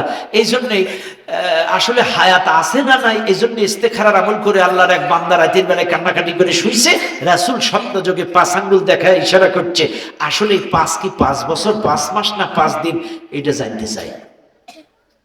তখন ইমাম মালিক এই আল্লামা ইবনে সিরিন গোটা ঘটনা শুনে বুঝে বলছে, আচ্ছা গোলাম স্বপ্নটা কে দেখছে নাম বলো। নাম বলো, নাম বলো। নাম নিষেধ করছে কে? কথা কাটা। ইমাম মালিক কইছে সব বলবা কিন্তু কি বলবা না, নাম বলবা না। কারণ আল্লাহ ওয়ালারা লৌকিকতা পছন্দ করে না, প্রকাশ করে না। এখন গোলামকে বলতেছে তুমি যদি নাম না বলো আমি ব্যাখ্যা দেব না, ফিরে যাও। গোলামও ব্যাখ্যায় দেয়, হুজুর কইছে ব্যাখ্যা আনো, আর এ বলতেছে নাম না বললে ব্যাখ্যা দিব না। এখন বলতেছে তুমি যদি নাম না বলো ব্যাখ্যা দিব না, তুমি ফিরে যাও। এখন গোলাম ফিরে আসতেছে, এমন সময় আল্লামা ইবনে সিরিন হাত দিয়ে বলছে, গোলাম দাঁড়াও। কি বলছে? দেখো স্বপ্ন কে দেখছে আমি জানি না, তবে আমার কেন জানি মনে হচ্ছে এই জাতীয় স্বপ্ন দেখার মতো মানুষ এই এলাকায় ইমাম মালিক ছাড়া কাউরে আমি খুঁজে পাইতেছি না। একটু জোরে বলবেন না সুবহানাল্লাহ? আরেকটু জোরে বলবেন না সুবহানাল্লাহ? কার দ্বারা কি সম্ভব এটা আন্দাজ করা যায় না। এই জাতীয় হাই প্রোফাইলের স্বপ্ন এই এলাকার মধ্যে দেখতে পারে কে? আমি তো কাউরে পাচ্ছি না ইমাম মালিক ছাড়া। তখন এই গোলাম কোনো কথা না কইয়া মুস্কি হেসে দিয়ে চলে গেছে, যে বলছে হুজুর এই ব্যাপার, আপনি বলেছিলেন নাম বলতে নিষেধ, আমি নাম বলি নাই, সব বলেছি নাম বলি নাই, কিন্তু হুজুর বলতেছে নাম না বললে ব্যাখ্যা দিব না, ফিরে যাও। আমি যখন ফিরে আসতেছি উনি বলতেছে কে দেখেছে জানি না, কিন্তু কেন জানি মনে হচ্ছে এই জাতীয় স্বপ্ন ইমাম মালিক ছাড়া কেউ দেখতে পারে না। ইমাম মালিক বলছে নাম যেহেতু বুঝেই ফেলছে, গোপন করার দরকার নাই, তুমি নাম বলে সব কিছু শুনে 5-এর ব্যাখ্যা আনো। রাসূল 5 আঙ্গুল দেখালো কেন? আমার উদ্দেশ্য ছিল হায়াতের খবর জানা, কিন্তু রাসূল এটা দেখালো কেন? এটার ব্যাখ্যা কি? আল্লামা ইবনে সিরিনের বাড়ি গোলাম চলে আসলেন, সেকেন্ড বার সালাম জানিয়ে ডাক দিয়ে বললেন, হুজুর বেয়াদবি মাফ করবেন, স্বপ্নটা ইমাম মালিকই দেখছে, কিন্তু আমার মুনিবের পক্ষ থেকে নামটা বলা নিষেধ ছিল, এই জন্য আমি নামটা বলতে পারি নাই, হুজুর বেয়াদবি মাফ করবেন। এবার বলেন, আমার মুনিবের ইচ্ছে ছিল মদিনার মাটিতে মৃত্যুবরণ করা, কিন্তু হজের মৌসুম দেখে একটু হজে যাওয়ার ইচ্ছা পোষণ করেছে, আবার চিন্তা করছে হজে গিয়ে যদি মরে যায় তাহলে মদিনায় মৃত্যুর স্বাদ পূরণ হবে না। এই জন্য ইস্তেখারার আমল করে রাতের বেলায় আল্লাহকে বলেছিল, আল্লাহ কোন কায়দায় ইশারা ইঙ্গিতে যদি জানতে পারি হায়াত কতদিন আছে চাইলে হজ করব, যদি থাকে হজ করব, না থাকে করব না। কারণ আগে অনেকবার হজ করেছে। এই জন্য আপনি বলেন 5-এর ব্যাখ্যা কি? আল্লামা ইবনে সিরিন গোটা কোরআন ঘেটে ঘেটে তিনিও সূরা লুকমানের 34 নম্বর আয়াতটা তিলাওয়াত করে শোনালেন, ইন্নাল্লাহা ইনদাহু ইলমুস সাআ ওয়া ইউনাজ্জিলুল গায়ব ওয়া ইয়ালামু মা ফিল আরহাম ওয়া মা তাদরি নাফসুম মাযা তাকসিবু গাদা ওয়া মা তাদরি নাফসুম বিআইয়ি আরদিন তামুত ইন্নাল্লাহা আলিমুন খাবীর। এই আয়াত তিলাওয়াত করে বললেন, গোলাম আল্লাহর নবী স্বপ্ন যুগে আসার কারণ ইমাম মালিকের ইচ্ছে ছিল হায়াতের খবর জানা। আল্লাহর নবী 5টা আঙ্গুল দেখা ইশারা করে বুঝাইলো, ইমাম মালিক, এই পৃথিবীতে আল্লাহ মানুষকে সৃষ্টি করার পরে সব মানুষকে দিয়েছে, কিন্তু 5টা জিনিসের জ্ঞান আল্লাহ পৃথিবীর কাউকে দেয় নাই। 1 নাম্বার কিয়ামতের জ্ঞান, 2 নাম্বার কখন কোথায় বৃষ্টির জ্ঞান, 3 নাম্বার স্ত্রীর গর্ভের বাচ্চাটা ছেলে না মেয়ে এই জ্ঞান, 4 নাম্বার কার কপালে কি রিজিক লেখা আছে এই জ্ঞান, 5 নাম্বার কার মৃত্যু কখন কোথায় কোন অবস্থায় হবে এই জ্ঞানটা, এই 5টা জিনিসের জ্ঞান আল্লাহ কাউরে দেয় নাই। কারণ ইমাম মালিক তো হায়াতের খবর জানতে চাইছিল, এই জন্য রাসূল স্বপ্ন যোগে 5 দেখায়া গেল। এই 5-এর জ্ঞান আল্লাহ পৃথিবীর কাউরে দেয় না। চিৎকার করে বলেন সুবহানাল্লাহ। আমার আজকের আয়াতের তাফসীর কি খুঁজে পাইছেন? 5টা প্রশ্নের জবাব কি পাইছেন? ইনশাআল্লাহ, আলহামদুলিল্লাহ বলেন। আলহামদুলিল্লাহ, এখন আমার সাথে কথা দেন, আপনারা কি আমল করবেন? একটু কারা কারা আমল করবেন আল্লাহু আকবার। বলেন। আল্লাহ, আজকে যে মেসেজ, যে শিক্ষা, যে আলোচনা থেকে নিলাম, এটা যেন বাস্তব জীবনে প্র্যাকটিক্যালি আমল করে এহকালের শান্তি, পরকালের মুক্তি অর্জন করতে পারি। আল্লাহ তুমি তৌফিক দান করে দাও। বলেন আমিন, আমিন, আল্লাহুম্মা